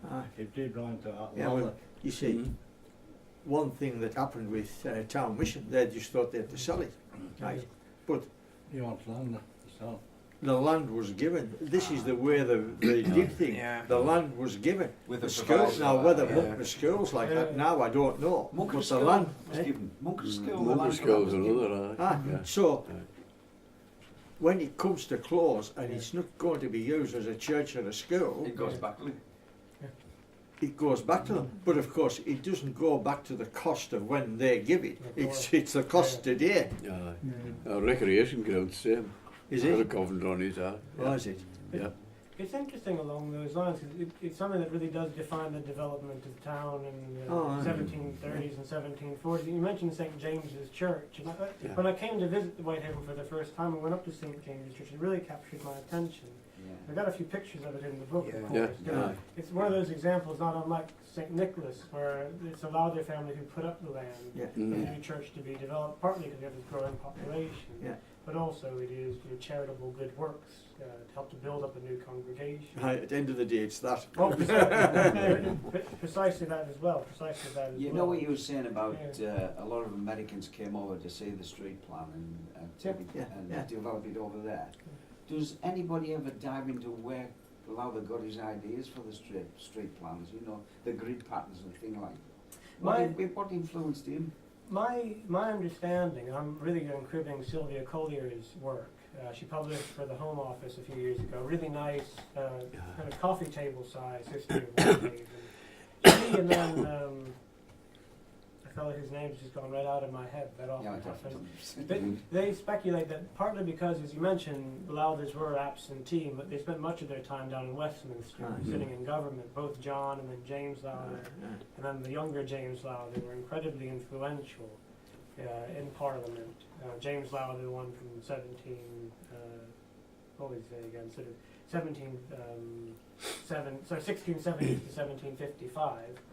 The longest serving member of the House of Commons in his lifetime, upwards of 70 odd years actually. It's a really impressive career. But they speculate that in the 17th century, when John Lowther is down in London, he is within the circle of people like Christopher Wren. And so there does seem to be a crossover. There was a Masonic connection there then, wasn't there? There could very easily have been. Very easily could have been. But this idea that you think of the redevelopment of London after the fire in the 1660s, this is the same period where plans are being developed for the expansion and development of Whitehaven a few decades on. But they're inhabiting a similar kind of intellectual culture, and some of those ideas are being transported north. Now, one person who's very responsible for drawing up an early plan, which I'm sure you've all seen this before, this map. I think there's a copy of it in the Jackson Library. It's on page 38, this one. Just an old plan of the town from about 1690 or so. This is Lowther commissioning a guy named Andrew Pellin, who is part of this intellectual world, to draw up a plan of the city itself. It's a little ambiguous how much Pellin's plans a snapshot of what things look like at the time, or a bit of an aspirational diagram, giving a sense of how the landscape could be further developed. But I guess this map and someone like Pellin's work in that context, not that far removed from someone like Christopher Wren, is what sets the blueprint out of which this kind of cityscape, which we see in the 1730s, or certainly if you look in the map on page 20, by the early 19th century, a much more expanded view of the town growing out from that original plan. You said the other thing as well, I get out of it, when you see all this and it's on the grid system, there's very little wasted land, is it? It can all be used. Now when you look at some of the modern housing estates, they've got curls and twists and all that lot. Some's got bigger gardens than others and all that, because they can't use it. Whereas with a grid system, it's most probably all been able to be used for something. I mean, you don't see it so much downtown now, but in the old days, if you go back to the 40s and 50s and 60s, before they started redevelopment, as they call it, they all had courts where you used to go in behind houses, and there was houses They were all gardens originally, weren't they? I think, as I say, it was a case of using land to the ultimate ability. Maybe based it on board and pillar. It's the No, same board and system. pillar, isn't it? basically, Exactly the same system. I think, I mean, it's funny, I mean, please correct my likely mispronunciation, Powellbeck. Is it Power Poe? Powell. P-O-W. I mean, it seems to me that it's funny, we have another kind of late 17th century image of Whitehaven by Jan Wick, who was a Dutch painter. He actually went over to paint scenes of William's conquests in Ireland, and he, with Reed, who seemed to have been something like an apprentice, or his journeyman period, working with Wick, gives us an image of the harbour of Whitehaven in 1686, where you still get a sense of the beck draining down into Ran through the harbour, marketplace. which I don't think for a very long time, even though you're aware of that as being part of the reason for the settlement itself, that beck running down on the other side of St. Bede's Head. It runs in two directions. It does, It discharges in at volley. Whitehaven and it discharges at St. Bede's. Which If makes you it go an down island. to Coach Road, and on the rise, there's a garage there on the right if you're going down, and there's a traffic island there. Now, if you get away from the traffic island and you look over the wall, it's there. Yeah. And it goes right the way through the market. Mind, I think at one time it was called Pobe. P-O-E. It is. It was POA. But if I was around town today, I'd say power though for people. No, Pobe. Yeah. There's also one run down Duke Street. Yeah, there's one there as well. It's funny though, I mean, it's really the town that develops over that kind of thing. It's already always seemed to be aware of its place in the landscape, even though the town Now, was built up over the one time. that runs down Duke Street, Yeah. the Earl had diverted to run through his cellars to keep his wine cool. I wouldn't it could be possible. I don't know specifically. At the end of Court Road there where that archway is, the St. Beckgarth. So there's a big that's where there's a couple come in. Diverted under his castle. One comes off Hillcrest, one side of Hillcrest, another comes off the other side. And he diverted it round back of his castle. Did he? So as long as He's entitled to it. I think part of kind of circling around here, and it's something I don't know how we are for time. We've got loads of time, just put the kettle on again. As we head to a natural pause, and one thing I would like to raise with you, it really comes out midway through the poem, where he is describing the degree to which the mines are critically, if not kind of almost exclusively responsible for the development of the town we're all talking about that rises up in the Georgian period. You find this occasionally in poems of the period, it's not necessarily focused on a mining community, a mining town like Whitehaven, where he says that you can see the influence of the mine without having to actually make the descent itself. So he says, without a dread descent, you may the mines in their effect survey. As with an easy eye look down on that fair port and happy town. So I guess he's walked you up over the hills, as it were. Or the hill on either side of the valley. Yeah. So where late along that naked strand the fisher's cot did lonely stand, and his poor bark unsheltered lay of every swelling surge to prey. Now lofty piers their arms extend, and with their strong embraces bend round crowded fleets, which safe defy all storms that rend the wintry sky. And bulwarks beyond bulwarks chain the fury of the roaring main, etc., etc., etc. Where industry intent to thrive brings all her honey to the hive. But I think he's got himself on a roll. Example works the effective law, and plenty's flowing cup we see untainted yet by luxury. These are the glories of the mine. Obviously the glories of the mine on the one hand is the mineral resource being brought out of the ground, but the glories of the mine are the community and everything that's flourished as a consequence. Creative commerce, these are thine. I think that's something that really, as much as sort of Reed's painting might, to a certain degree, draw attention to, Dalton's poem is very emphatic about the degree to which the mines are critically, if not exclusively, responsible for the existence of the community and its prosperity. I can see a load of old miners sitting in the tailgate underground saying, you can't have talk like that, can I? All words to that effect. Well, it is funny, so I guess that's his trade, though, I suppose. Put them on tunnel. We've got a Salafield Town Council, Salafield Corkland Council now. That's only interested in Yarthing, Nuclear. And everything that was out for Whitehaven and Lowthers, all the man-made bricks on flatworks, they've all gone to those Morrisons and all that. There's now to be kept on Lowthers Garden and still all that. All the hand big bricks, the walls have all been disappeared. As long as Mr. Salafield's happy, destroy Whitehaven. Whitehaven's now. His garden used to go down to Powbeck when it was open, and that was his ground. There was no road through there. Aye, but all the man-made bricks, they all disappeared. What architecture, everything's lost. You'd have seen ladies in crinolines and parasols walking How old are you, There wouldn't be many of them here. McDonald's takeaways and all that. They're off new houses, wouldn't they? So it's fine architecture in this town.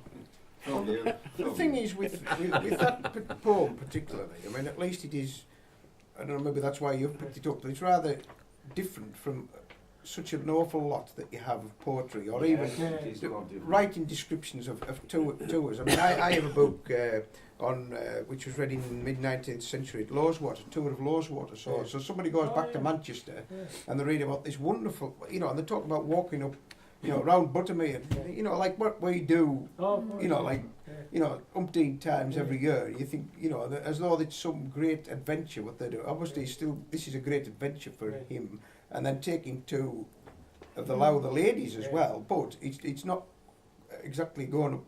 like going up Skidoo, or that they're looking at, you know, a boating trip on the lake, or going on a horse trip over Honister Pass or something like this, is it? Well, I think because I spent a lot of time thinking about early tourism, partly interested in tourism in the US, now very much sort of the development of something like the Lake District here in England. But it seems to me that sort of when Dalton's writing, and he pairs the description of the mines with his description of Keswick, that the two are actually equally interesting in complementary ways. People, Franklin, my fellow Pennsylvania, when he comes here, they seem to send Skiddaw together with Brownrigg, but they spend actually even more attention on the mines in Whitehaven. They're both, I think, places that people would come to see for that sense of adventure. Franklin makes the point that he'd never been so high or so low in all his life, in terms of ascending the mountain and descending into the mines. And it calls attention that people weren't just interested in picturesque landscape, not just interested in scenery. They were interested in economic productivity, they're interested in industry, they're interested in business as it expressed itself in the workings of the mines, whether that's Spedding's inventions, whether that's Newcomen steam engines being used here in Whitehaven very early on, much earlier than many other places in the country. This is what was drawing people to come here. You said about Spedding and Dalton's association. Yeah. The Earl gave Dalton, Brownrigg, a place to do his experiments in on fire down. Yeah. And Spedding actually piped gas from Sorting Pit to his laboratory. That's what I gather as well. I mean, I think we make mention of it too, and I think that's really intriguing. And the degree to which people like Brownrigg in a medical capacity, who I guess you sort of worked on Spedding quite a bit, he seemed to have been held together by chicken wire, like Lord Nelson. At the end. Well, I mean, it was a man who kind of did seem not only a genius, but also, by all accounts, was very brave.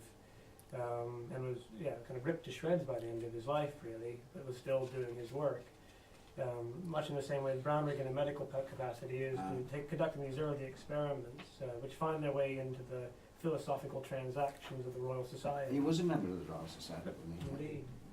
And so lots of the early kind of papers that they wrote about controlling the fire damp are being published in a periodical that not only people in London are reading, but people like Franklin in America are reading. And it was a place, consequently, that was famous the world over. What was Spedding's connection with Keswick School? Spedding's connection with Keswick School, what connection did he have with that Keswick School? Right. Well, I don't know offhand specifically. With Keswick, it's interesting. So Carlyle's son, well, it's actually Carlyle's brother John's son James, ends up being very involved also with Brownrigg in lumber development around Skiddaw. So the family, I mean, one way that connection is expressed is in the 1740s, after the Earl of Derwentwater's property gets sold off, and Greenwich Hospital is given some access to the site to use some of the resources, chiefly the lumber around Derwentwater, to fund the development of the hospital. The Speddings are, as there's a picture on page 66 of the sale of timber around Derwentwater, around Keswick.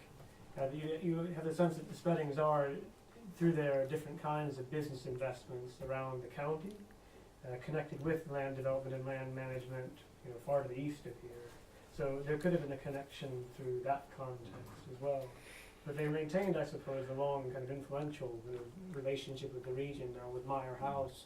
Well, that is the same family as John who's there now. He is descendant of Speddings. Is he? So I wouldn't be surprised if it's through their different kinds of schemes, because they were entrepreneurial men. They invested significantly not only in the collieries, but also in lumber and textile and some amount of agriculture. Well, John Spedding at Myers, he's on to him now. Because he has beehives all around this big spot. Down at Falls getting heather, only especially back down to him. He's got bees up for him up there, coming down into the beehive in his garden. Very good life. Yeah, does everybody want the same again? Yes, Teas thank and you. coffees and things? Yes, please. All back on the room this time. Oh yeah, I'll put an extra tot in everyone's, yeah. There's a lot in the poem, isn't there, about equipment and inventions and stuff, and I just wanted to ask a little bit about the sorts of equipment, because we talked a little bit about that last time, didn't we, about the sorts of equipment that you were using, and I found that really interesting. Would you be able to tell us a little bit more about that, and we can... It's funny because one of the passages we looked at, you get that sense that to a certain degree, part of what they are using for illumination is just tapers. I don't know. Can I get the mic? And he describes deeper in the mind this idea of the spreading and providing some form of faint illumination underground.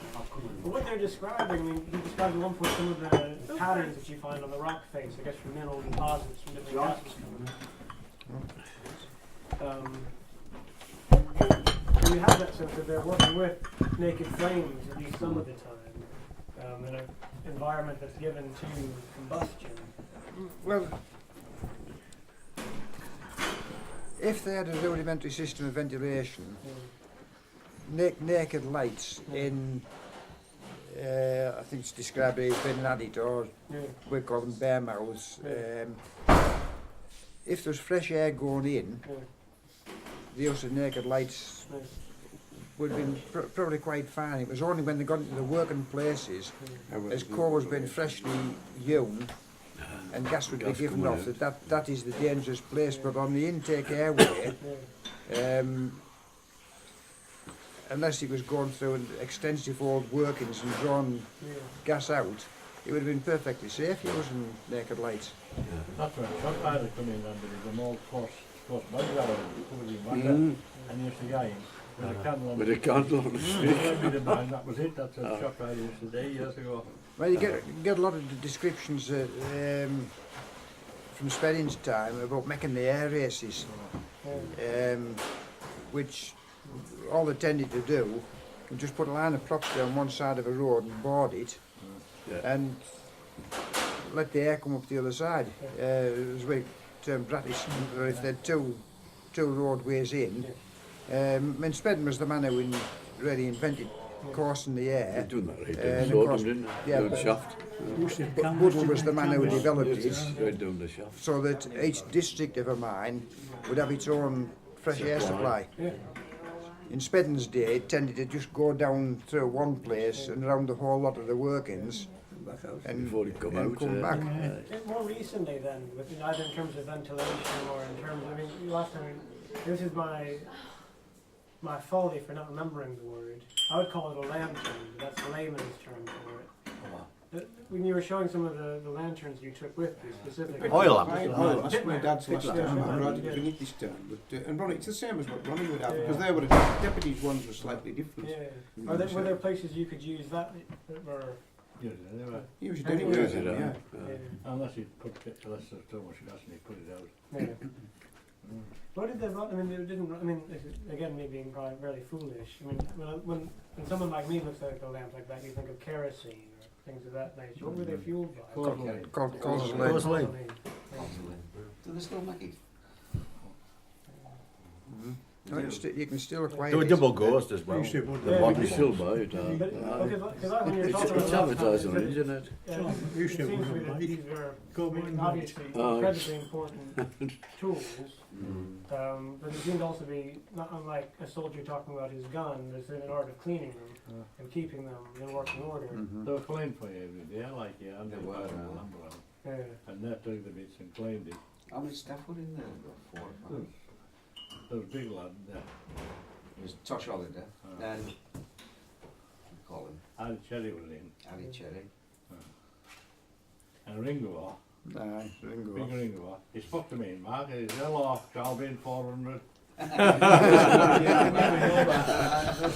don't know you're talking numbers. Yeah, you're talking numbers and you're I laughing. got some right up in the gym stage. He said, hey, Calvin 400. Couldn't remember the number.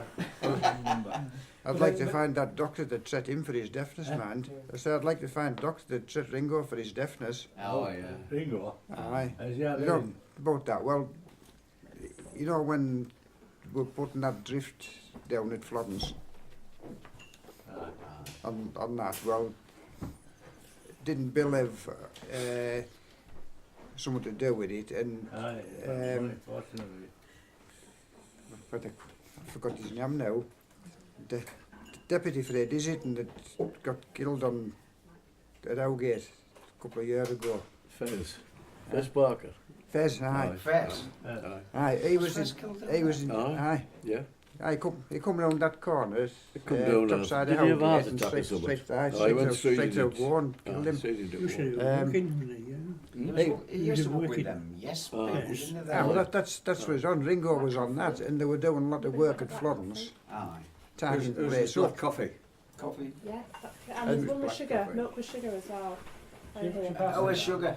Yeah, Aye. What in? Coffee? You? The thing is with those, you say with equipment would come on after, Yeah. if you look at it all through the mining industry, Well, after different accidents or, Bill was through or big disasters, sorting things you know, out, say, and, such as even and like the Fez was 47 there, million pit and disaster Ringo where was that one of killed. his Brought in crew, these sort of tidying rescuers, up which on if they place. open this mine, I went through with David, and Bill they says, would "Hey, have those with them he says, down watch the mine. this, which his would old mate, he was supposedly working be down kept there, for a short and Bill period of showed time if there was gas in that area. Because that's got what, his own working. say, you know, most of the men in that disaster And died. then somebody It gave him a wasn't nudge, because and he it goes, was carbon monoxide "You what, for a Mr. short time. Townsend?" If they got through half an hour, And he says, he's got a they were claim in lost. for deafness. And say with the David Sugar, anybody? Come on. Just a little bit. No, Get the a shredding grip. steel mill, you see, that was developed for that reason. And then of course the Davy lamp. a few And weeks then the later other we're safety through, lamps came on after that, which and they're still working on the same They job. activated charcoal in them things. And Bill says, "Hey, Yeah. watch this today." Born He has. fancy name. Ringo.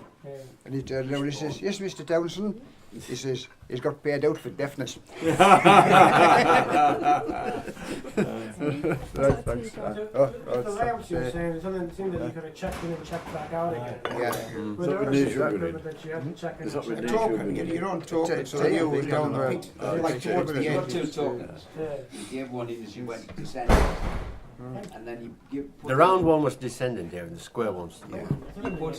You put the other one in an office underground, and there was a man in there who kept that at all time. And before you could get back up the pit, you had to get your token up the pit. Thank you, yes.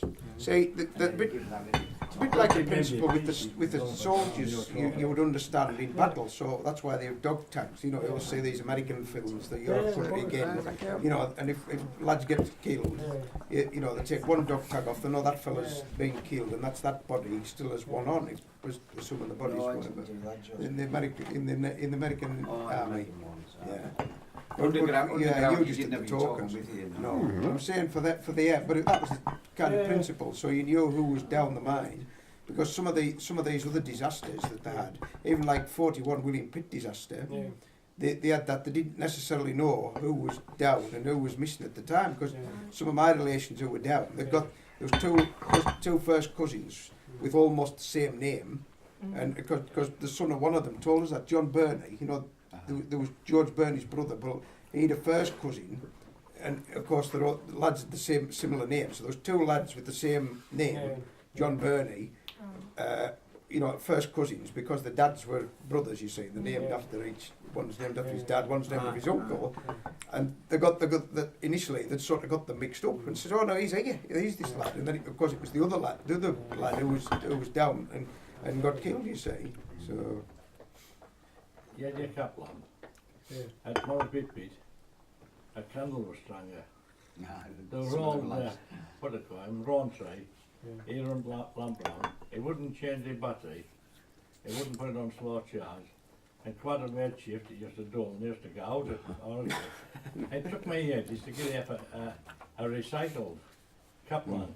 Couldn't get the old battery, you got to recycle it. And the officials had lamps with reflectors in that were shining, Right. so they could see Spotlight. further. I see, I see. The men didn't, for some reason. Good spot lamps. Unless you took theirs. When I left William Pitt, they had when William Pitt shut, when I left William Pitt, they got him on at Lauca. Cromwell attendant says, "I've sent the lamp up to Lauca, the gate there, because it's a good spot lamp, because he used to take rides in the morning." Riding set was a heavy tubs going in, and he put it, gives it in the reflector, you could shine in front of there. I never seen that Lauca, I never got that lamp. Look at Monday lamp. You knew when the official was coming, you'd see this big bright lamp, you know. I see. They've known the deputy. They told you on Tono the foxes lives. Days the body managers at the inspector's lamp. So Just secret visits. I never took my own lamp underground on the weekend. I was inspectors and managers. Those are And good you ones. always knew a manager was coming because deputies started going around with stone dust and throwing it all the time. And that was hard work to get. You'll think that It was like strumming corn, they'd bag of dust and they'd throw it everywhere. you think that the criminals buying it yourself. I don't know. Sure you do. Right. Them was the characters. Well, it's funny, some of the other things that seem to really capture the attention of people like Dalton. There's a fellow named James Weeks, who's actually an Irish poet, comes over and writes about Whitehaven in the same period. They're very interested in the use of gunpowder. And they probably what they tend to describe as the smell. And Dalton spends a lot of time talking about the smell of explosions. He also spends a lot of time talking about the sounds, the dragging of chains, the sounds of furnaces. I mean, for you, are there particular sounds or smells that are strongly suggestive? I mean, in this way, I have a friend who's older than me. He's a real railway enthusiast. And he describes that you don't understand trains until you've stood over a bridge, had a steam train come underneath, and you get that smell both the soot and the steam. What about doing more biscuits? So in that way, gone to are there Tottenham's particular chocolate. kinds of Well, smells? whenever they shot fire to fire, Yeah. he used to Oh, make thank a while you. and his white mist used to come out. It used to burn the back of your throat and your nose. And that's where I lost my sense of smell. Was down This there. sulfuric kind of. It used to choke you, didn't it, Ron?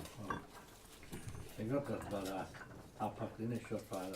You used to get your eyes as well. Any you know your line of your eyes as well. My uninformed impression is also to be a very noisy environment. Could be. We've got quiet places in it as well. Well, all machinery was gone, like Batterdale. Especially compressed air machines would waste one the whole day. Because it's funny in the poem. On the one hand, they describe the sounds of steam engines. They describe the sounds of explosions, or the kind of clatter of chains and metal moving on metal.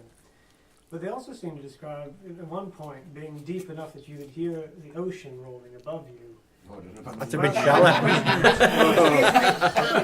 That's so deep, that's shallow. A bit of poetic license. I need to go. I need to go to Pit Top for something.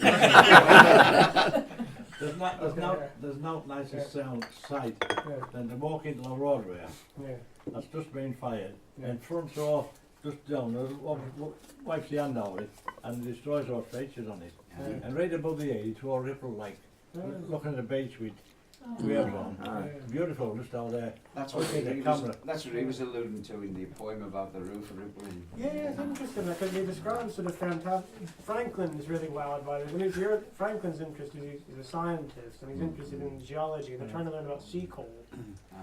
But he makes a point of how the different ochres and mineral deposits left by rising vapors imprint themselves on the roof of some of the rocks. So he says, in spacious rooms where once more you tread, whose roofs with figures quaint or spread, wild nature paints with various dyes, with such as tinge the evening skies. Well, there was fool's gold as well. Ripple across there, beautiful stuff. And then forehead were very fine lines of different colours. Even iron pipe is loud bits and marcasites and that, purples and that.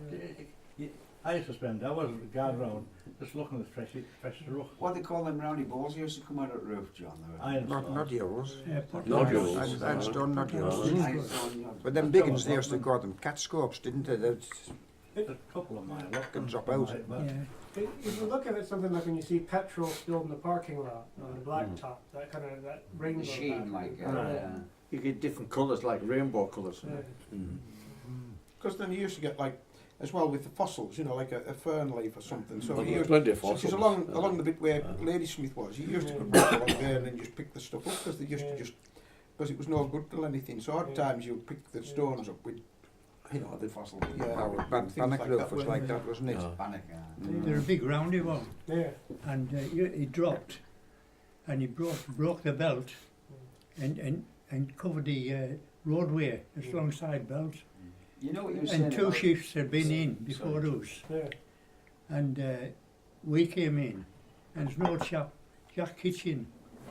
He lived at Kells, and 72. And I says, Jack, the two shifts have been in. What can we do? And he was thinking with his stick. Well, normally it was hard button. you know, with the road on top. And it was soft. And dug a hole, buried it, and he got, no, she says, don't tell anybody how you done it. Old Jackie, so it just shows you, an old miners, Get rid of stuff. they knew different ways of doing things, you know, to tell a new one's coming on. Plus in the quieter parts of the mine, you get, because when I was down as a visitor, and like we got took around as school children, you know, then somebody'd say, right, just keep quiet, and what can you hear? You know, because then you can hear, especially as a child, your ears are still keen. These fellas would never hear it after so many years, because they start going, you're losing a bit of hearing, but you know, you can hear the rocks creaking or something. But you know, like sometimes if you're up on the lake district and you can hear a rock or two that rolls down if it's quiet enough. If there's a lot of, if you're on tourist areas, you don't hear it. But if you're in a quiet area, you sometimes do that, and you can hear the sound and different smells of a certain area, isn't it? You should have got on a new face before the first drop of the go. Oh God. And you could hear the timber moving, you could hear the thing going, you know, you could hear the girders bending and because that's just and when it breaks, the I draft, was watching the that drill could blow you off. examples. I was on my own, and it was creaking and whatever. The next thing there was this violent, and all this dust started coming out. You know, next thing 20 men round me. Where'd they come from? Everybody would come off face. Well, I went up twice, Jan. Scary. I was just sitting at 127 Mulligate, like between 1 East and 2 East. Scared came in through there, and I was sitting on Peter's boxes. So I just got my nod over. I was just writing something, and there was all this bomb above me, and these big steel stanchions moved, and top. It must have been we'd go off one and fierce. I thought it was going to come down. Sometimes you can see them bending, couldn't you? But that night I got covered in dust like it. I was only up there. Yeah, weekend. Nobody else, nearest man would be before, so found. Was the most profound sound I've ever heard when that bit of rock, however big it was, hit the ground, you know, woof, and it shook like that. What the bloody hell? It's also the force of the air, Dave, as it comes out. The early chops we had, years ago when golf used to supposedly chops, bang, bang, bang, used to put me greater than they couldn't not it, used to put big out. And you were frightened of it, like chassis. When you went on a face like that, before it dropped, then maybe gone a while, it was like a ballroom, wasn't it? Oh, aye. At very far end of it, you could see where it come down a bit. Before it broke, I was on the face, Dave, it never fell at all. Two 15s. Just used to stand and it used to shove out face line right down and to gain it out again. That was about every month. Well, on the new development, Jussi Iron says it fell, you'd go, no, it didn't fell either. And Jussi was saying, I was going to be on chip very fast. And just in Mayor West in there, on my side, because we were up there. And it fell straight tailgate and Mulligate, and really gaining out that fierce. And everybody was wary of it, you know, they never said anything, but you could hear it in the tone of their voice, you know, waiting for golf to drop for the first time. What was the golf? They used to go to the golf and used to build packs with chocolate, you know. But they needed stone to put in it. Right. Problem was no stone. Oh, they said it hadn't dropped. His dad went in and he come down and he crushed his head, but it was soft. Soft thing. And he was in hospital for over a week, wasn't he? So it's like scars across here. You know, and all the blue, it's like blue scars because all the coal dust that went inside with it, you know, so it healed up. You could tell it all these blue scars because a lot of miners had that sort of thing. Cause you can tell the miners in Whitehaven, couldn't you, the blue scars all over. Because we were in France once, down at Lourdes it was, and there's like Belgian party that we had, you know, and there's a group came across, you know, and fellas, miner, you know, like this, you know, Belgian fella, you know, because obviously could tell, you know, and he was showing he has the same sort of scars from the mines in Belgium, you see, because that's obviously the thing when you get your scars for cuts and that, but fellas would just tend to ignore it, especially if they were stripped to the waist, you know, often you find in miners scars on the back, so similar kind of thing. No, they're known as free tattoos. Again, it's, We've all got them somewhere. I was going up to it, yeah, about 9 o'clock at night, just going up to 129, 128 for player. And there's a bit of a dish there, above 127, and a big flash of light coming down after there was somebody coming down, so I started off. And neighbour were coming down, so that's strange. And I walked up, I went to inspect it, I went to 28 spots, come back down, couldn't find the light, I wondered why, there was only enough district, but who fetched that light to player? That's a ghost, Ron. That's the ghost. Well, I thought it was, but it took a while when I was going up with lamp, which stands at belt, bits of rubbish that fell off in Wattery. And Yannick, I was walking up, my leg caught that and just bounced off into the water. It got a nice flash up, I said, that was it. It took me ages to figure out. I was always worried up from the player, yes, that ghost was going to come down. But the square, like when it's on the horn, there's also there. And 126 is crawling down there, and you hear the galpanos coming. But the hell's that? That's his dealing there. That's like galpanoses. But electricians had been in the ship before and been playing with tannoys on Fias and left the fault down making that noise. And there's only me up there going down. I thought it was a galpanos up there. There's only me and thee. Another thing, I was going to little band, but just beside the 121, so go to McAllister's to find out there. And I put my hands on the belt, and I put the hands on the conveyor, it goes down. And just there, what happened there was belt went right down like that. I says, right mama, I thought there was somebody there. I said, we got out to McAllister's, check that found that. And then we're coming back, we'll sit at 121, so we'll pump it out. Oh, that fortnight was something with me, don't main band. But it was always cold, it was very cold at 121. Well, we said before about that area where them 13 bodies are down there. It was the area that. It's interesting because it's one thing, it comes out in the poem by way of some of these references to classical myth and journey to the underworld and the spirits that seem to be haunting this place. But someone like Thomas Pennant, who's a Welshman but also an explorer, and he comes to Whitehaven, he makes reference to the idea of fairies living in the mine. I think he's thinking of what he meant, German miners thinking about different kinds of spirits and things. They used to leave bits of food for them. I think that's the idea. Where the laugh at this, wouldn't they? But they're superstitious types. No, he was a bit effeminate, the guy. You didn't ask him to wash your back when you were in showers. Well, that touches on an interesting point because you mentioned coming, and again, sort of, it's funny, when I was on the farm growing up, we had a boot room, and effectively my mother made us undress in that room before we could come into the house proper. But it's something you come out covered in dust, you're covered in cold. There are showers at the works itself. They never used to be. They was just go on. Well, egg did in modern ones. Yes, used to get washed in a bath. Tin bath. In front of fire. An old tin bath. And he's gone. No, he's gone. What was that? I thought it was under the biscuit. No, inside in front of fire. In the living room. Hold on, hey. It's getting worse after that.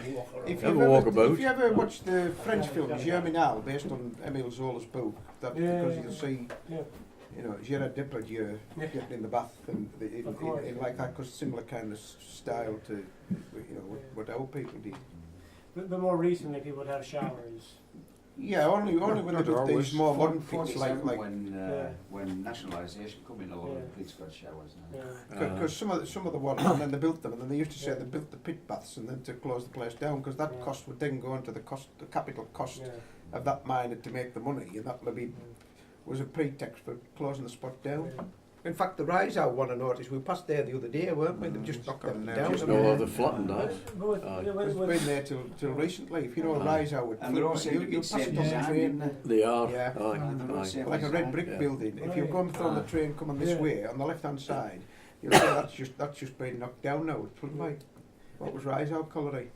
That was their pit baths and office thing for. So kind of what Vicky was saying earlier was about equipment. So is part of that also that would you have lockers where you'd store Yeah, the lockers. Look at it, Big quick. lockers, Oh, big yeah. lockers. The thing is, you come and you one of these come and change at the site. Yeah. And Lockers then- for dirty clothes and lockers for clean clothes. Yeah. And what, did you do your own laundry though? Or they'd like a netting bag. When we first started the depot, And you then should they put them in introduced a for- scheme where we got a baggage. And they give us they give us later, overalls. later, They give us overalls. Prison overalls they were. And socks. Orange. Yeah. And you got a little And boots. one of them knitted bags, was it? You put it in and send it off to the laundry. And the Well, safety if pin you- about also- 8 inches longer. I was not that big. You see, what you don't have is a lot of anybody here that's representing what we would call screen lasses, you know, the women who did the sorting for the call.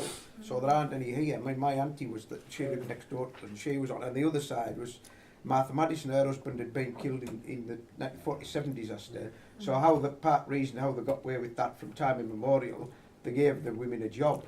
Or they gave the eldest son a job if he hadn't got whatever. So they were guaranteed a job for whatever. So when they did away with the screen lasses, because Martha was one of the younger ones of that group, then she ended up, they transferred her and another screen lass of a similar age to do cleaners, but they still got the pay as what they do for the screen lasses. But then they used to come and go, and they were pitch black because there was no showers for women, and the clothes were because they were dealing with coal dust all the time, more than sometimes some of the men were down the pit. Or these guys here weren't proper miners, these severe types. No, but every day, you see, every day they would come back, you know, and they'd like a berry on to keep their hair reasonably clean, and then they'd have to get back when they got home. And the clogs, so they'd wear, you know, they had clogs that were made, so there used to be a clogger's shop, there's several of them around the place, wasn't there? There was Bruce in the centre of town. There was one just at the top up here at There was on the corner. yeah, to the end of Felview Avenue there. So people used to get the clogs to go with that, you know, with like a steel rim on the bottom and that, because that was better, you know, before you had your own, you got boots issued, so you didn't have steel toe cap boots issued. You had to buy your own. So that was forced to be reckoned with mine. Oh, the screen lasses. that was my first job. Especially if you're a young lad. Just 25 young lads. Used to get First day, Dave, go on screen. Registration rights for young lads. Grace. I went on the screens, you couldn't hear a thing, they were all lip reading, all the women. And there was a woman standing there with a 14-pound hammer, swinging it, breaking lumps of stone up there. I could have lifted it, never mind swinging. Yeah, I mean, they were actually quite strong, you know, if women are supposed to be the weaker sex, again in inverted commas, they obviously weren't, because you know, if you've seen some of these women shoveling, say sometimes they'll deliver the call outside, and I was a young lad, you were sent to put that in, and you were clatting about it forever and a day. My auntie come round, I'll help you with that, and just shovel it in about 2 minutes fast. You know, because their shoulders, you know, they're all being good shot putters, you know, the Olympic they're cutting, because, you know, they're all good shoulders and everything. Nobody used to bother them ladies. No. We could go on once, and the old flu, there's a flu epidemic, you know, and they sent us from pit bottom up to screens, and it's Dave and them saying, big hammer. I said, it don't look like it's so big in mine. Oh, no, what the hell they have to work, you know. That bigger stone that they break it. Sometimes lifting it off belts, they used Oh, to. Yeah. So in 1950, when I started with Impede, when they got a song, I was sent on screens. I was 35. When I went in the lab in the bedroom, Whitehaven Hospital wasn't as clean. Shovel was scrubbed and and the lasses were in clean grey, clean headscarf, was polished. They were marvellous women. And when I took it in there, they were hard working women. She had a bit of wood there, and she had a big walk, breaking all lumps up. I couldn't lift it, and she was breaking them up. And I said, no, Nicky, I'm not roaming in there. So a bit of cold down metal shell for pedal and beach to get. Poor people used to pick coal off beach, you know, they used to throw stuff down. All them lasses down there, and foreman wasn't there, just I thought a bit of jumping with COVID stone. And the pit blade was out with them. They were terrified of it because they were they had all sorts of tales. They were sitting up and going, but I got on with the well. They used to have bikes with no seats on. Right? For back across. Seats. And I don't know whether there was any pedals on it, but they used to put the bag on bottom and the bag on top, and used to go and sell it round houses. And some There's people used to these reckon people it was who better call than on coal. pitch, you know. You don't say that these days, do you? Pick a coal. Yeah. Well, there's no coal, is there? There's dumping no coal. Yeah. But they always used to reckon at Parton when there was rough weather, those coal used to get washed in from seams that had come up. Used to have no. Well, when you're on strike, would you go I think it's still easy. You can see What do you when the tide's out, can't you? You can still see the coal seam there exposed. So. If you go on to Golden Beach, as you call it, Golden Sands. Golden Sands, you can see the fine dust there, which I presume is coal that's been washed out. Crackers is recorded. William Pitt Beach always used to Crackers, have And you used to sparkle out. I used to put them in boiler, it off with the allotment. I used to put them in I boiler. mean, when you think about William Pitt, It's not frozen, mate. I don't know, but I presume there was never any showers there. Because people, the miners used to walk through town, come in front of where Wetherspoons is now, and walk through and up George Street. And the wife would be waiting with buckets of hot water and the thing, and they just used to get bathed in front of the fire. You used to get bathed in order of seniority. Yeah. So you're In my household, that's how it was. My father first, me and my younger brother. So there's a pecking order. We see people as well. They get the impression that the traditional miner's wife, shall we say, again probably in inverted commas, if there was such a thing. But you think the thing is, you had to feed the father first. He had to get the best of the food, whatever it was. It wasn't because he was better in terms of being a person, but if he went down, if you understand, with health wise, the rest of them are gonna starve. So the youngest and weakest child probably got the last of the food or whatever, because you know that was the way you had to work. You had to keep and then the eldest sons, and then maybe the daughters who were working as screen lasses, because they were the ones who were keeping everybody else going in a large family. So you had to keep the father going. That's why the wife maybe looked at, even if she was a screen lass part of the time, to keep the husband going for that reason. So you'd find a lot of families like that. I was lucky when I lived on Pitt Street, only coming down the lane, down Queen Street, down George Street, by the bus station, out Wagner Road to William Pitt. Wasn't as bad that. And I was lucky because there was a wash house at the bottom of our street, for our street. And lassies used to say, well, you can have 2 buckets for the bath. And lassies used to get ladle can, little 2 buckets up, and get up and put in the tin bath, and have a bath. There were all right lassies on the street, so I made sure there's plenty of water to set pot. So I was looking there. We didn't hot water in the house at all. We just had a cold tap, so it was all done on fire. Kettle was, filled the bath up, my father come in black and dirty, got in bath. I got in after, and I was blacker than him when I come out. I was lucky, I found out on the Friday. And that was right in front of the fire. It was always lovely and warm. I got a carrier bag, them like thin paper carrier bags, put me good flowers in that, and went down to the bus, and a slipper bus there. I think I paid a thickness of 6pence. And lassie used to say, hey, there's a good bar of soap in there, we filled the bath right up, big bath, I'd never bath of a Friday. Get on the cup, I left home in 1959 and my mother didn't get any hot water until 1975. They took one of the bedrooms and made it into a bathroom. But you see, you have a look at these Kells, the houses they built, what Lowther or Lonsdale built for their miners. But there was wash houses with them, wasn't there? That was for washing the clothes, I don't know about washing.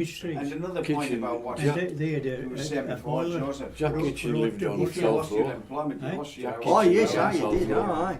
Felicity too.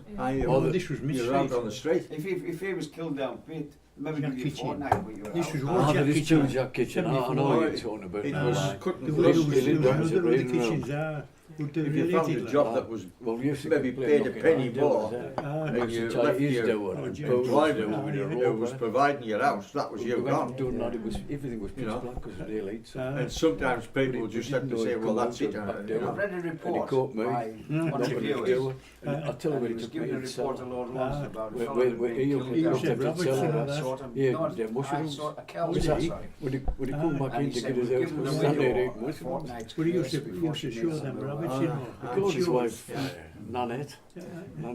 Isn't that good? You know? I spent 2 hours in that His cell. daughter and husband took that Well, then they used to ship the Oh, that was coal his as job, well. looking after Even until for like Old the last Street. free coal for allow the castle we to did get everything enriched in new back, books. so- that And they've Pete got. used to go. So they didn't pay Mid much Street for that. and They Mid did Street trees, and West chop Road, the they're trees bats. down, you know, but I know they did some of the trees. But, you know, I think they allow the estates now. Yeah. That's a Don't lot of the have to stuff that wait. makes money because they Aye, make money using off all it the yard. trees that they planted up Don't there. But throw they them used to out get the all water. the coal for free as We well. could baby You in this know, much. and There was that lessons to allowed give the back castle in massive water. place. See what Of course. yeah. So we're lucky in 54 when William shut, they sent us to Lauker we did Lal bus to get to Lauker. You couldn't, they drove decades Lal bus to get around that corner up Lauker. Yeah. And the grass there, but it was an old-fashioned building that. All concrete, downstairs and upstairs. And Rumney, I used to work with the Canadian rattling down steps of the night and run out to shipping for the 2 pints. And when I was doing my deputy ticket, I went to Lauker.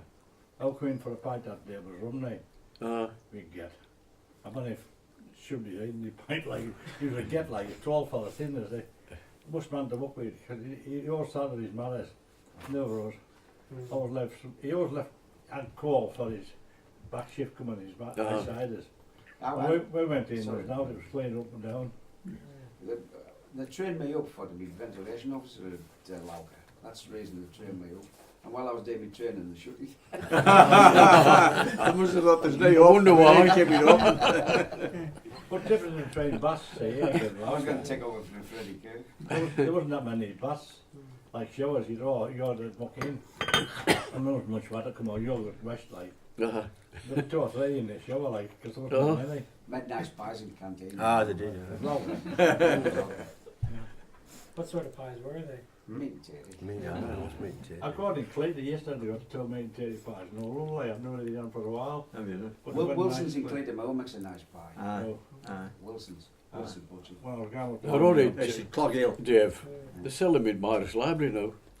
The Cloud Cafe. I was in Sell last the Saturday, I was pie, in last yeah. Saturday morning. They're all right as well. Because I did. They're in a big thing. I just cut squares out of it. Like I say I went in last Saturday morning when they had the Whitehaven Park run the stuff. Aye. So just a diversion for that, and then they were in there Aye. because it was you know afterwards because that was first day they'd opened, so people could go in there afterwards. It's all James Granddaughter's that's in it. Breakfast and Aye. She's a good cook, Well, I was saying I had much luck with bass. Because when Lauker shut, they said you can gather here at Morris Bay. I said, I've never been to Morris, put my hand down for Morris Bay, but no bass there. And it was worse than running pit. It was a hauling ground that morning. What was Walk Mill? yeah, well, you'd only very narrow seams there for the Indian seams and that. Well, Bateman, about 6 foot. When it was that way, it was all duff, it was all fine coal. That's And right. the And same It's been great working in all these spots. I was living around there, You want to try washing hands aside dust off? Is it No. bad? So I used to go to my mother's and get Well, you know, like graphite that you put on Yeah. bike chains, it's like that. I was there for all the morning. That was at Alston. Aye, and no baths.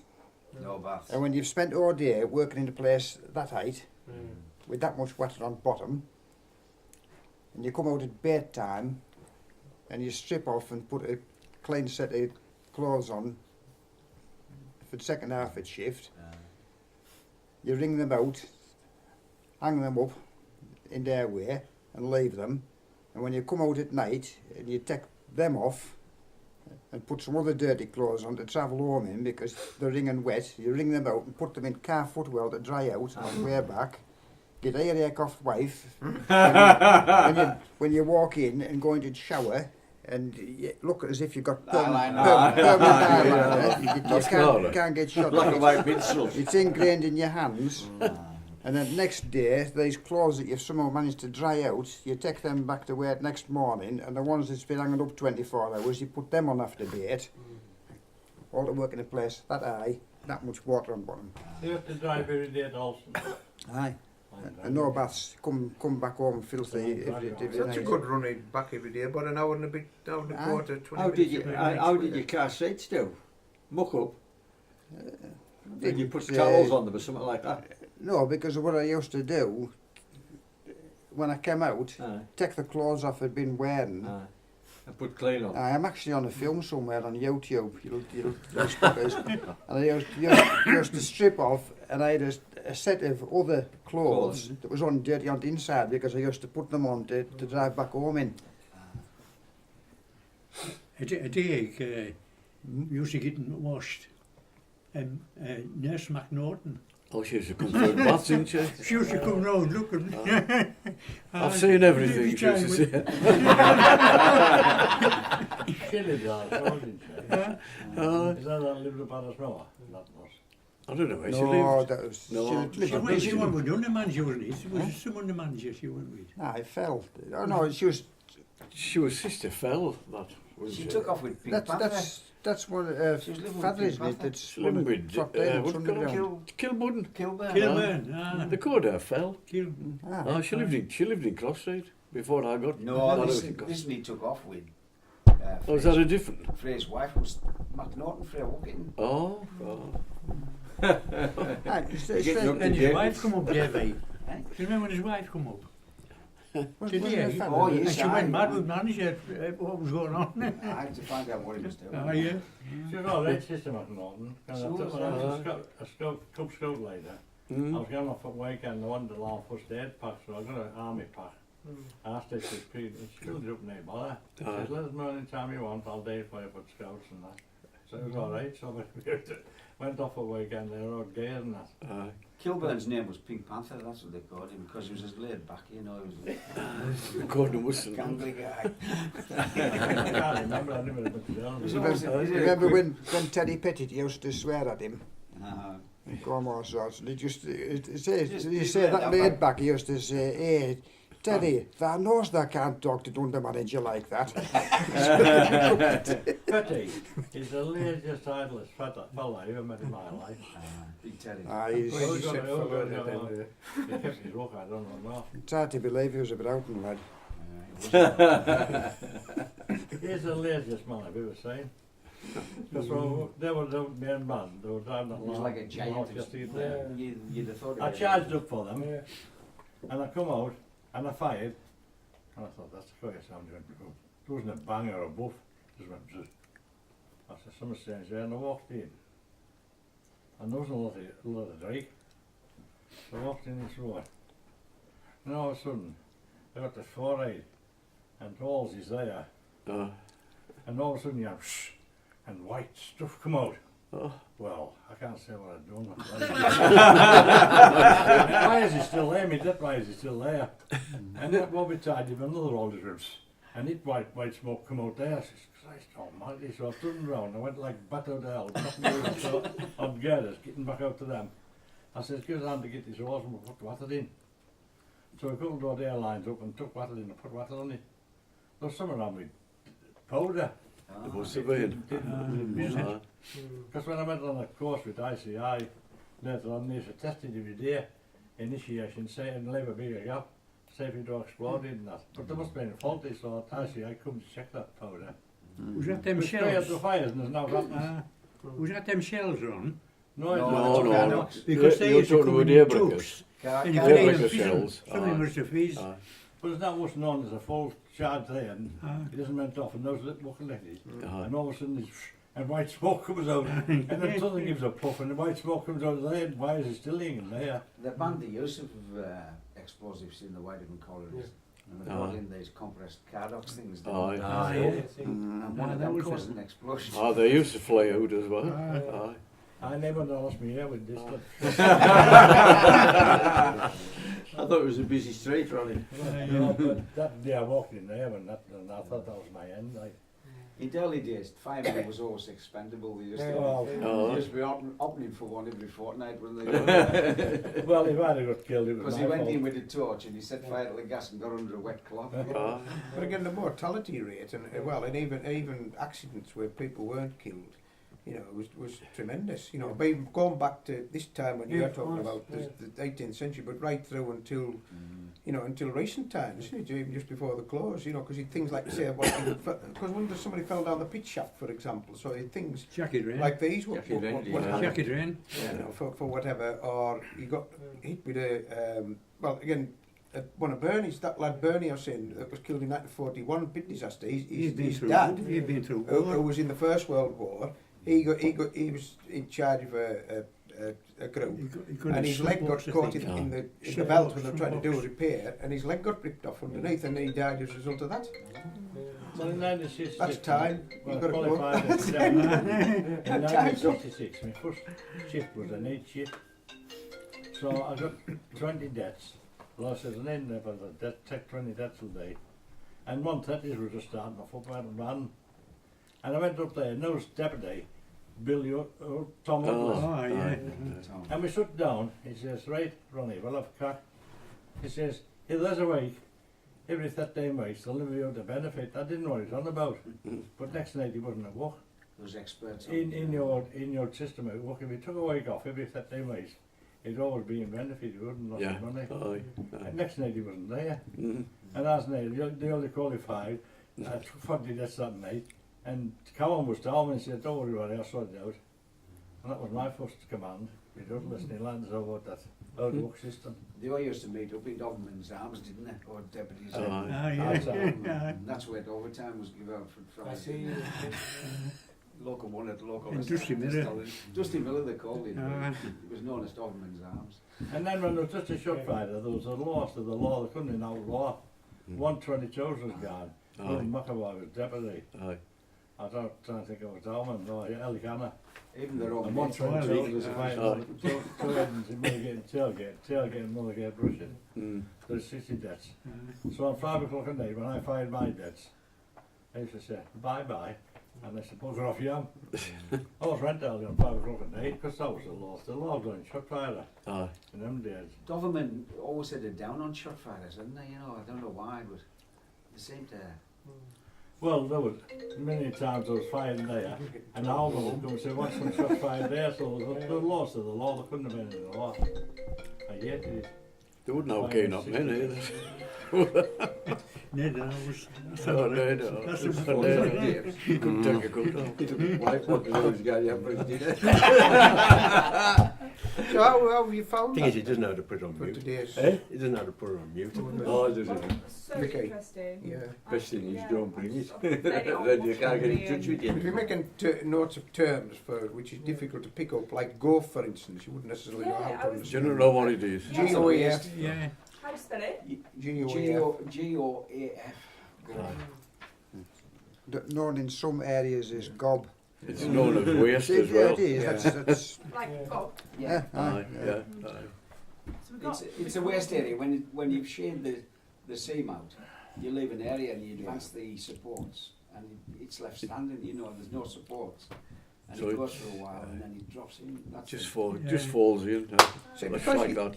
See, if you're brought up in that in sort of a community where people were mostly miners, or a lot of them were, like such as all around this area, they were, you know, because even the women worked in the pits as you know, there's that, so at least probably every other house at least, or 3 out of 4 houses, there's probably somebody working in one of the coal mines, you know, so you just picked up all this sort of terminology and whatever as it was, so you didn't find, where nowadays, the children that were to be on here, you know, if you show them a bit of coal, they just think it's a rock, the women wouldn't even understand, you know, a 7-year-old wouldn't understand what you did with a lump of coal, to collect it together and set fire to it, you know, to have a fire that goes up a chimney. You talk about women working down the pits. When we used to walk in from Pottery Road, we used to go right down Preston Street towards Jewford and what have you. And halfway down Preston Street was a tunnel went off over to James Pitt side up to St James's Church, and it was sealed off and perfect mortar on it, you know. And the fellow who had sealed it off had written his name in it, and underneath he'd put Andy's labourer Mary Berniat. His labourer at that time, and they'd been banned out of the pits for it.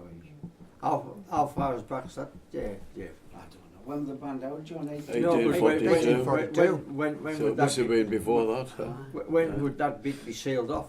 Well, round about them times, you Was know. it? It wouldn't be on Ancestry or out like that woman's name. I don't know. I've never looked. I don't think so. possibly. It It sticks could in be. my mind because that's the only reference I've ever found to a woman working underground. yes.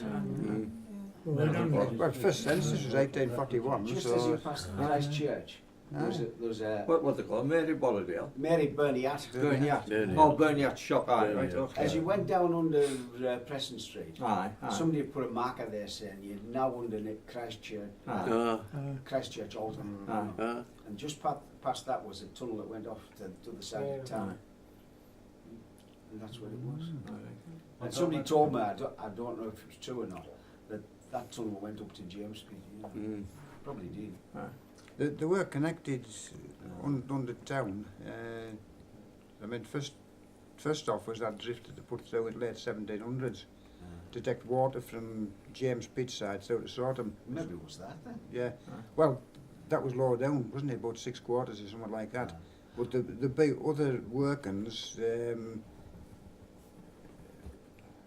because after Newtown and Pedlar Pits and that shut, once Duke got started, they started to work through under town What quite a year bit. was Winghill surface water level? You know, back at bus station. What year was that added? That was, very old, was isn't it? 1715 possibly. 1715. Well, Bardywell Lane, you're supposed to be in a well there. Yeah, that's what you know, that's what's near It's a tunnel at Newtown, Dave, back at where the West Cars at. There's a tunnel goes into Browse there. That's right. But Bardywell Lane, Well, now it was lined with granite sets, because I went over and had a look at it. And usually if it was lined with granite sets, they were for water, you know. well, when they're digging down in Main Street and that, it was like sand and water. Like as though houses were built on sand, the Main Street there. Cross Street's all built on sand. If you lift flagstones up, it's just pure sand.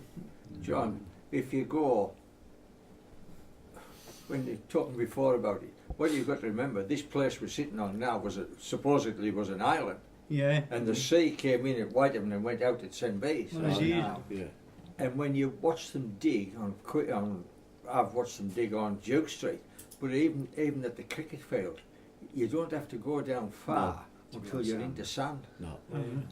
And the spire on St. Begg's Church had to be taken down because there was too much weight on the foundations because it was sand. It's a glacial valley, isn't it? I don't know when it took place and when it filled up or not, I don't know. I used to know the name, but I think it was called Dubbeck, wasn't it? Something like that. Could be. Well, that's the land that Lord That's Lowe, what they the give years when I was interested in St. Begg's geology. Church.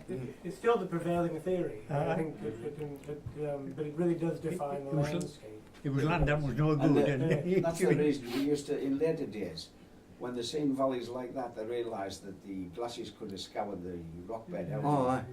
And they made us bore holes ahead to prove that there was none of them valleys out there. Yeah, well, it is proved that. Valley goes out past harbour in a northwesterly direction and swings round and comes back. And it was one of the reasons why after 128s and 129s we couldn't go any further east in Metal Band. Because of that? Because of Rockhead. The old legislation used to be leaving cover against the seabed. And then they realised that that isn't necessarily just enough. Well, it isn't necessarily solid material, is it? And so it's picked up when you say the seabed and Rockhead contours. That channel runs straight out through here and sweeps around in a curve. Did that have anything to do with that pit that flooded at Workington? Because they broke into seabed, didn't they? Was that GMP? No, I've been reading up a bit more on that recently, and it doesn't seem that it's always cut and dried as they would ever believe. They always blame Coxon for robbing pillars and going up where it was going up very steep. But Dunn reckoned that no blame should have been attached to him, and he seemed to think that it was an inrush coming through workings that had been done before Coxon's day, close onto the fault, and that it had finally given way, and that Coxon was getting unfairly blamed for it. It caused a whirlpool at sea, didn't it? That's what they said it did. Off Salterbeck Cemetery. In 1958, in Memorandum Lauca, up the side, City Bill and walking up there, and they couldn't get enough tin sheets.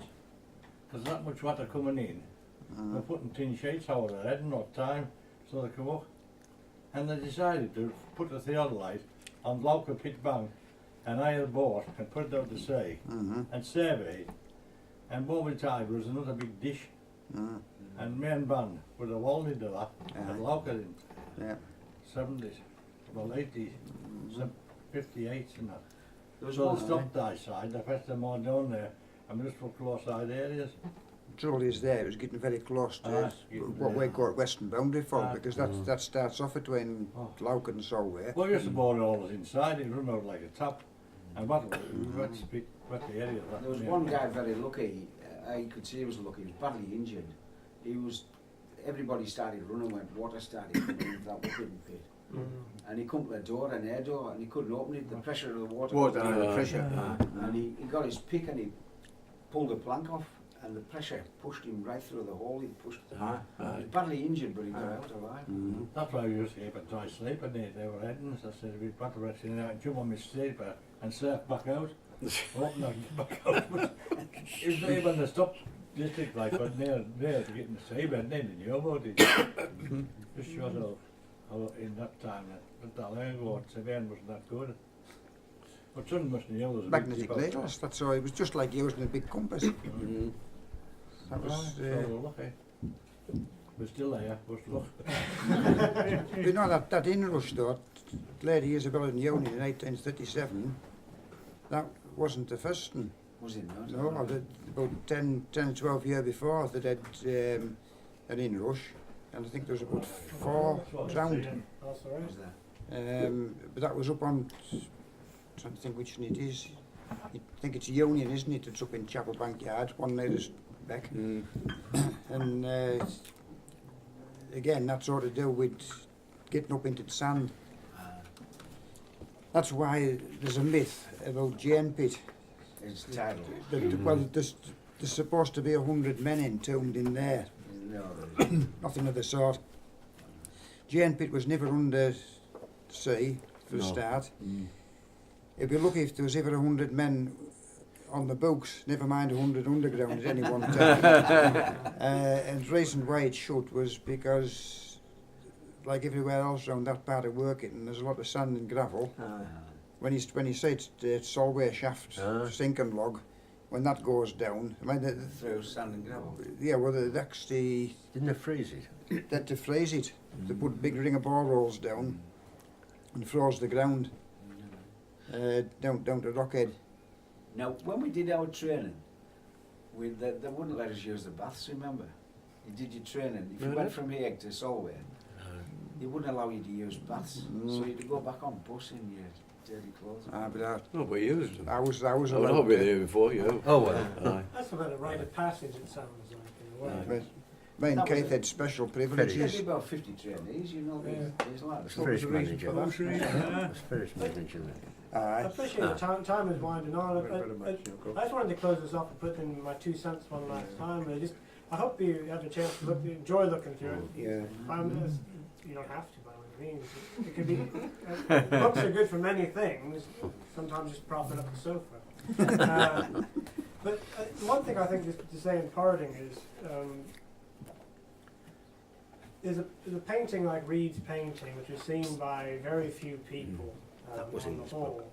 This poem, which comes from roughly the same period, which is describing Whitehaven's road, circulated very widely. It was read by lots of people, and people are interested in the development of the Lake District as a place for recreation, as exploration.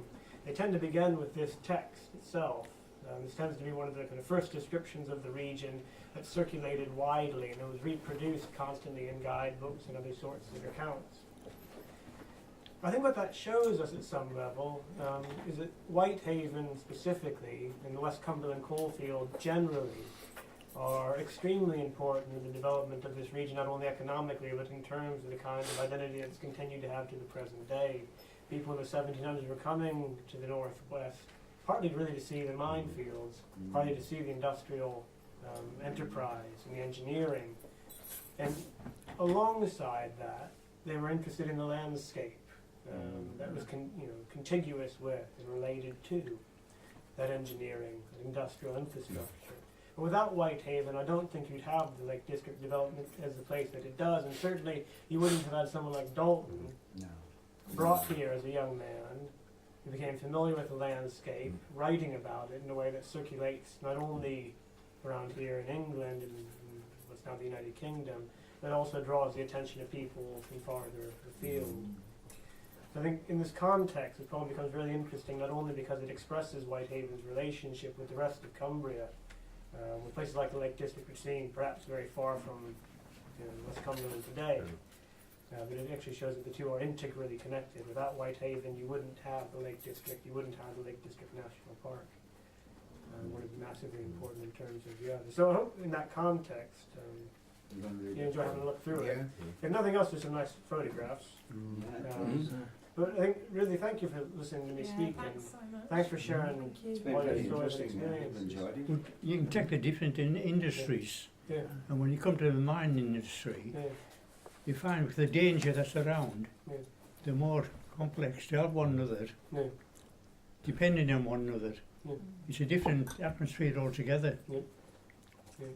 But it does make you wonder about what would have happened if the M6 had come up the west coast instead of going over the top of the mountain, like it should have done. Initially, it should have done, yeah. And, Well, if you look at junction Willie 35, and you pull out, you can see where the road bent. Well, what I'm going to say to you, and then it was taken. at work, the road said, oh, it's foolish taking it over the over Shap and all that sort of, it should come round this course. all the But- industry was but- over there. Yeah, but the thing about it, Dave, the planners who planned the M6 coming up there, it's very rarely it's blocked with snow these days. No.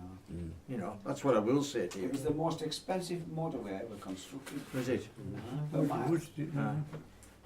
But they did a good job with it, as I say. I mean, you can only go back into the late, well, I can remember in the 50s and early 60s, where they were coming up the old A6, right? And they were forever blocked. I mean, there must have been permanent soup kitchens and feed places, Right, and that top tea bit of beer Shappies, shop. Jungle. top bit of Eh? Shappies, Jungle. Jungle, Well, Shappies it's up like into the this. A6. If Salabale had been any good, we wouldn't have seen hide nor hair of it. It's only because it's the most dangerous stuff in the world that it's down there. Oh, right. That's what we've got now. We've only got Salafale, nobody else wants. I want money, but I don't want all that rubbish that's there. And I want to tell you, well, before long, you'll get your all and they'll bury it there. And that's finish of our all. Mark my words. Yeah. These local councils have petted them on, they've got Well, much money. they're getting a good excuse now not to think about the best geological area, because they've just had 7 earthquakes under Gatwick Airport in last month, so... Which airport? Gatwick. Have they? Aye. So they'll turn around now and say that... John, is it fracking there? Is there any fracking about? That's natural fracking. I think it's maybe just our people that live in London that's just... No, I watched a programme once. There are faults that run over the channel, and Oh, right. If you'd be willing to, the one thing I really appreciate is when at the end of kind of talks and discussions, I always hate being a questionnaire being shoved in my face. If the university asked me to do it, I think they want to keep tabs on me. That if it's a work day and I'm not at the university, they want to know what I've been doing. I've got a short questionnaire just about today's discussion. And I've also got some pencils. if you'd be willing to, I might appreciate it. But I think if you wouldn't, it would just be for me and for my department and Vicky, you know, it'd be for it. Sure, so I'll pass them around. Thanks so much, everybody. I'll come back and if I can with what we've got to show you, to check you're happy with it before. We're hoping to put it into this book and perhaps make a film or something like that as well. But whatever happens, I'll bring it back to you first. You mean you're not coming every week to make our tea? But yeah, thanks so much. That was really, Sophie's really interesting. I'll just keep bringing the sausage rolls. What I'm going to say, when is the next meeting? Oh, that's a good point. Yeah, it's this and the next one. We got 2 days. I've got them up on the wall, but I can't remember. 25th of August, was it? I'm not sure. She did give us 2 days. I've got a list of them. Where's our chairman? Yeah. Mr. Chairman, when's the next meeting? I don't know. Oh, God. Assistant Chairman. If I've got them, they'll be on the calendar, but I can't. Was Jenny at... I thought it was about 25th. She's just come back off holiday. 6:30, yeah. 6. You can keep the pencils if you want to. You didn't think we were getting them back? Well, that's 17th of August, University 17th of August 1. pencils. That'll be it, won't it? It's what, No, it's Jeff? one in Have you not July. got an email address? I can send it I to do you. actually. I'm happy to write it down for you. But thought well, I'll you write it had down on the four cards for questions. you. Oh, right. Yeah, what's that about? And then I can think what I'm going to say. Seventeenth of August. 17th of August. 17th of August. As you were saying earlier, I mean, 17th of August, right. historians are great liars, often unintentionally. So if you spot any lies in this book, or if anything We've is got Jeff misleading, 17th. I'll be pleased to hear about it so we can make corrections of that nature. It's so much that I learned from going to the archives and reading what other people write. And say sometimes It's a bit of flavour. that doesn't always line up. David, have you got, what did you say, 17th? 17th of August. I just thought you were I just will finding be. it fun then. Oh, I will be having one when We're we going to go be back. away then, David, so back us down as apologies. Absent. That didn't go down. We go to London. Go to the British Museum and see if we can find anything on Whitehaven. While you're waiting. You just want one word answers. Oh, whatever you like, really. Just not 4-letter ones. Beginning with F. Thank you. Can I sneak by you, John? Because I was late now.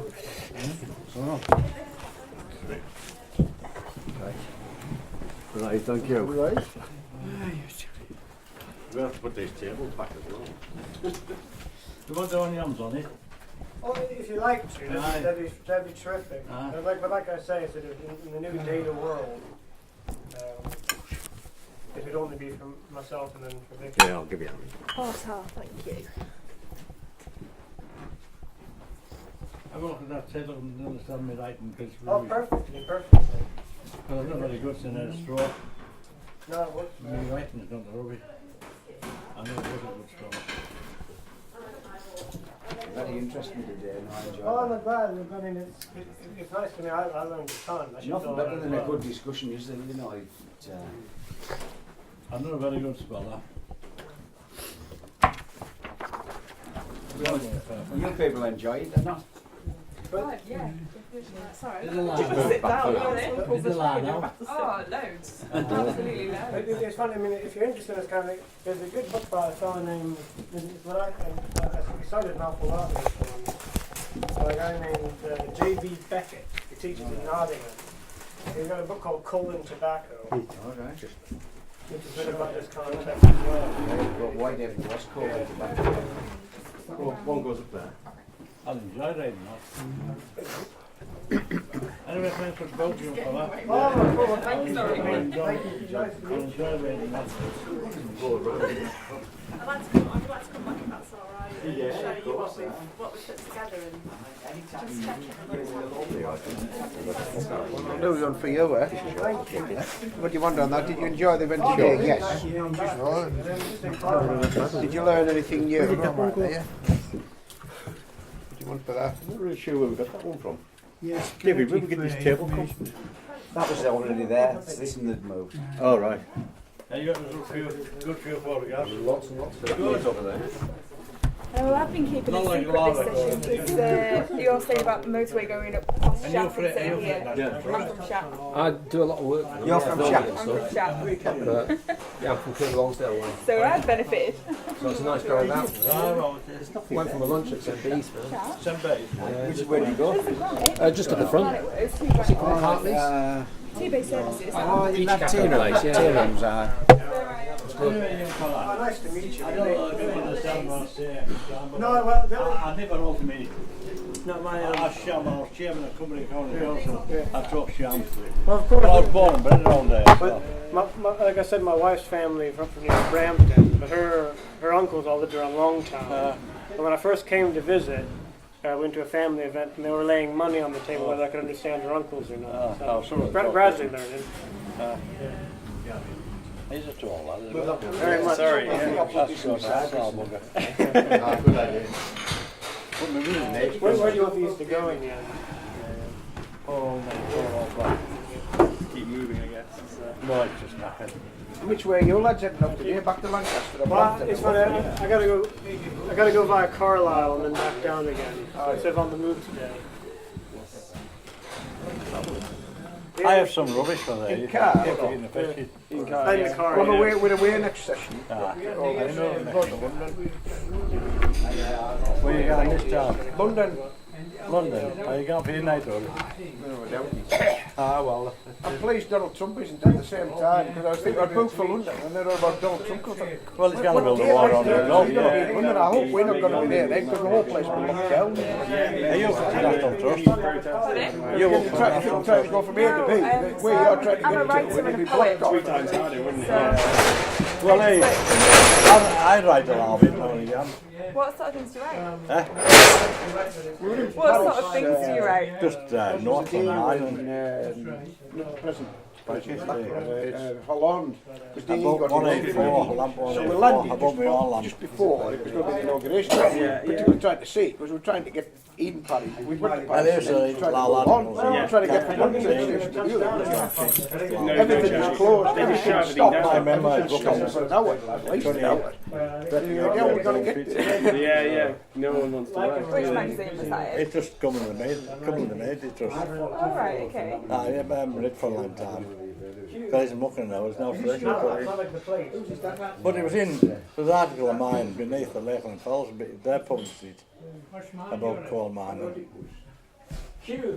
Like in a queue. But most of my photographs are put in black and white. You live where Lancaster as well? Yeah, basically, yeah. Because the published This a evening I'm going down to book Manchester. beneath the Lakeland Fells in colour, and some of my good photographs are in black and white, so I don't do I only moved there recently, so it's all because I took a good photograph of Dalston Mine. no, sir, originally I'm from And they're good Devon. near Yeah. 117 Junction. In black and white, it looks rubbish. Well, I've been up, I lived in Manchester for about But that's the problem. 10 years, so Makes it look old, I doesn't it, originally if went there it's to in black and university white? to Manchester, and then I hung around for a number of years. I So. was at Suffolk University to Okay, start. it's still there. It was good, but I went Manchester there. Polytechnic, which is Yeah. now And Mike, that's your Manchester initial Metropolitan. shirt. Yeah, and then you had UMIST as well. So I might still have a memory That's of it. gone now. Yeah. It's been bought into Manchester. Uni. I can't remember the time. Yeah, I've got some friends that went to Salford Uni. Yeah. And, Well, that's all to that kind Might be of something reputation. it has changed a lot, yeah. How old were you when Yeah, you they've got shut the pits? Salford Quay's big media city, they were I started BBC, when I was ITV, 15, they've all moved, because the BBC used to be on Oxford Road. Yeah, I know. They've moved all across. I wasn't There are retired. TV studios. Yeah, I walked yeah. past the drive. They just moved everything to I was Salford. sitting at paper. Oh, no, of course. I used to get on magazines and papers in the morning. Put them on. Oh, okay, yeah. Keystone. Because the keys are totally different. It's all brand new, modern. You must have seen it before. Have you written any And all these ex-Man United players What, seem to today, have you got mean? No, I mean, pie, Yeah. you know, fingers in the pie everywhere. You got all the skyscrapers. Yeah, I've got And it's in Manchester and Salford. I've got I can't recognise it. a pamphlet out Just had a lot with a London publishing called Flip Time that came out last year, We're going to hit the road then. which I guess it's like my kind of debut pamphlet. But I'm working on, apart from this, I'm working on a book of poems about my family, so my like the women in my family particularly. Oh, absolutely, yeah. We're very much a female matriarchal society, family, yeah. So, wow. Does anybody want to take I bought two, I'll take two home. Yeah, you bought they're yours, aren't they? Yes. Are they yours? That one's mine. Did Sophie bring it? Sophie bought one, I think, but she doesn't drink it, so she just wondered if anybody You want some wanted it milk for for all? family or anything. Any of you guys want any milk? I'm about to go on a train, so I don't know. I know, me too, I think it'll curdle. Yeah. You think so? I'm tempted. It'll only go off, it'll be thrown out. Drink it on the train, it's good, yeah, it's good for your bones. Sorry. If there's any feedback coming from we're away next time. Yeah, we'll do that. Do you want any milk, Sophie? No. So where's your family from? All from Shap, are they? Well, no, so I was born in Shap, and my mum's family are from Somerset, but my grandma was Irish, but grew up in Somerset, but married a GI in the Second World War, so followed him over to America. So my mum was born in America, so we've got this sort of American side to the family of like women who like kind of cross the prairies in like covered wagons, sort of very little house on the prairie, but a little bit less twee, I think. But yeah, so there's. Night John boy. Yeah, exactly. Yeah, that's Walton's, isn't it? I know my American twee television. That's the great thing about it. Yeah, so there's all that kind of history as well, and then obviously my grandma was a munitionette in the Second World War. I thought we were a typical Whitehaven family until I did some family research, and it appears we originated in a place called Maidstone. Oh yeah, actually my Staplehurst in Kent, you know. Yeah, my dad's family used to live in Maidstone. Well, there's a place down there called Craddock Lane, and So that's now it came up here in 1850 when there were no roads, no railway, nothing like that. So we started to think it was a sheep stealer trying to invade the road. I was going to say that's a journey. I mean, that's not a journey You you had to make go by up the chance, Thames. is it? You've got to. You had to come by stagecoach if you wanted to come. Yeah. What? Well, someone Unless you came by sea. Someone was telling me, I went on one of those like open top bus things in Edinburgh, and they were saying that, you know, the like expression where there's a will, there's Part a of an way. exhibition Because if you were in Edinburgh, you weren't allowed to travel to London without making a will. Because the road was so dangerous, it was such a, you know, you had to make a will before you went. And that's apparently where that comes from, where there's a will, there's a way. Trust collection, thank you. When you want to get people to Your family originates from where? You feel allowed. Oh, I've got you 10 places. Thank you very much. Another eclectic family. Collection at the trust, so we can use it in the Family exhibition were next year, yeah. Well, it was my spare one. We used to get them adapted. Where As long Berlin as you're is now. sure. Yeah. Yeah. We used to take that bit off, put another metal bit on with thread on. Yeah. So I'm going to adapt anemometers. The rich side were found measuring large roadways. All came across the Lamp. But by the time it would be, say, a normal one be that size, mine would be that the size. vast majority from Because of the extra From pieces. adding, yeah. debatable Oh, that's lands. really kind of you, thank you very much. No problem at all. Well, we met as I'm sure the man youngsters in sometime, ADP. it's tell tales. He was the junior Yeah, I remember you in got the your surveying department. I was the junior in the When I was ventilation crawling down that department. fiesta out there, So and we seem to one be the only from the people train that was stopped me are thinking. interested in the history So, of the people. surveyors We all just used to putting your talk lines about up, so it. And we get the old plans out. I bound it up. Yeah. I kept it like, but it was a good company at night when you're on your own. We Still talking to each other then. Yeah. Oh, was he? It was very restrained with Joseph before, passing in comments about not very good. I spent my time on core faces and some that was supposed to be face workers. Well, I've got to give in because I worked for JQ for 20 years and never produced an ounce of core. You got to have a lot of films. And underground as well. Are you freelancers, yeah? I produced plenty. He did since. I think Pity did. I can always remember that one day being at Pit. Oh, you know what you're going to catch. Well, you know, I got the other Richard's doppelganger Yeah, get past. yeah, and I need to shoot. Okay. I need to take a long break. You got Kerry. Yeah, cool, okay. girls, you got Kerry. I'll come up with the orchestra. Oh, well. Oh, aye. Yeah. Ferris used to wind him up. You see, you look like him. Come walking past us, pit bottom. That's global, that's a yardstick. Didn't recognise you there. I thought it was absolutely marvellous because the 4 shifty men waiting to go out. I was black, absolutely black. I've been on face most of the day. And he says, there's one thing to say about you, unlike 2 of your colleagues up there, you're not afraid to come down the pit and get dirty. You know what happened when we got work where? When Dougie came in, want to know what we wanted. You know, it was you got a bottle suit and a shirt, or a shirt, jacket and trousers, wasn't it? So they came in, right, what did everybody want? And then he looks at Ken and Brian, he says, right, he says, you two better argue between you because you're only getting one set between you. and the best of it is, Ken was about 5'9" and about 12.5 stone. Brian was 6'3" and 21 stone. Got a share, he said, "Get you in the When you got on the cage at the pit top, there were 2 lines of 10 men, 20 men in a cage. And you were like sardines, you know. And I went in first, and Big Brian, as we called him, got him behind me, and he nipped me over there. And the swear words that came out of me, you know, I'll kill you. Size of me to him, you know, I couldn't have done it. Oh, he was a habit of nipping people. He was a prop forward we'd work in town, and that was their tricks, you know, to get hold of the opposing prop and try to... I can remember at his funeral, when there was some downlands were standing in front, they were all saying, you know. But, I mean, he never got sent off in all his playing career, you know, that and just saying, there was like no badness in him, I thought. Used to work with him at Pitt, the same things that happened with the young linesmen. Say your dad, he lads that was assisted killed us in Surveyor. but he was caught at He was impudent. Well, beyond But there, Brian yeah.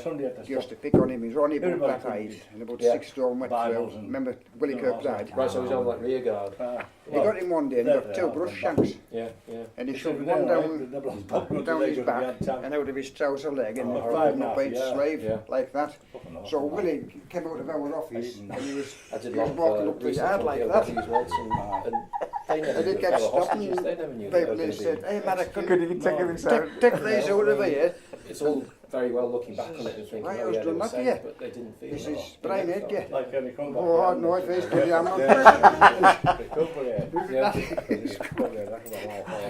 Everybody is stopping. Oh no, if Brian not upsetting Brian Edgar. And the other tricks he used to do, he got him. He had long hair, you know, back in the 70s. Everybody had long hair. This big, massive, long, blonde, curly hair, wasn't it? Got him by his fingers up his trouser bottoms and the scruff of his neck, and he tipped him up. And mop and floor. So 54, the Act in 54 did that improve safety a lot. That was what, about 10 foot long, 8 foot wide. Remember that big one we had? And it was so big that trying to get underneath it, and he just picked him up and he looked, he says, a bit dusty under here, and he just took him and just threw him right through from one side to the other. My arm was lit when I went down. Oh yeah, he was terrible. I'd have loved that plan. We used to lay plans out, you know, they had the master plans, the ones that would have been drawn on linen years ago. And that trick that he did with George Dickinson when we'd been up in Wellington, just before we put sails on. We had to go up and take a lot of levels, various places on Wellington, because after having 10 if you don't know it, Hague Pit was part of Wellington Pit. It was going to be Wellington number 4 and 5 shaft, and then Wellington had the big explosion, so they thought they'd better call it something else. So. Like rebrand it. Yeah. So when I first went there, I said 4 and 5 shaft. Hague Pit. Where's 1, 2 and 3? They were Wellington. Sorry, John. After Lauker shut, they turned the pumps and fans off. Water and gas would start to migrate through to Hague. Our fan would draw the gas through, like leakage through. Because Harrington was connected to William, and William and Wellington had been connected in a few places for a long time, but you could no longer access the connections. So we went up onto the Wellington main road, back to Manchester, I'm going tonight. took a few levels in various places where we assumed that there was a chance of the water coming through. And then we try and plot the water's course, and you come through. Yeah, and we eventually determined off levels which was the most likely place he would come in. So there were 3 connecting floors that went up like that from here up into Wellington. There's this big 400-foot fault between the two pits. And it was the middle one where we knew it would eventually come down. Joggers. Get grips off and things. Joggers. Sort of. Sort of. Right. So we put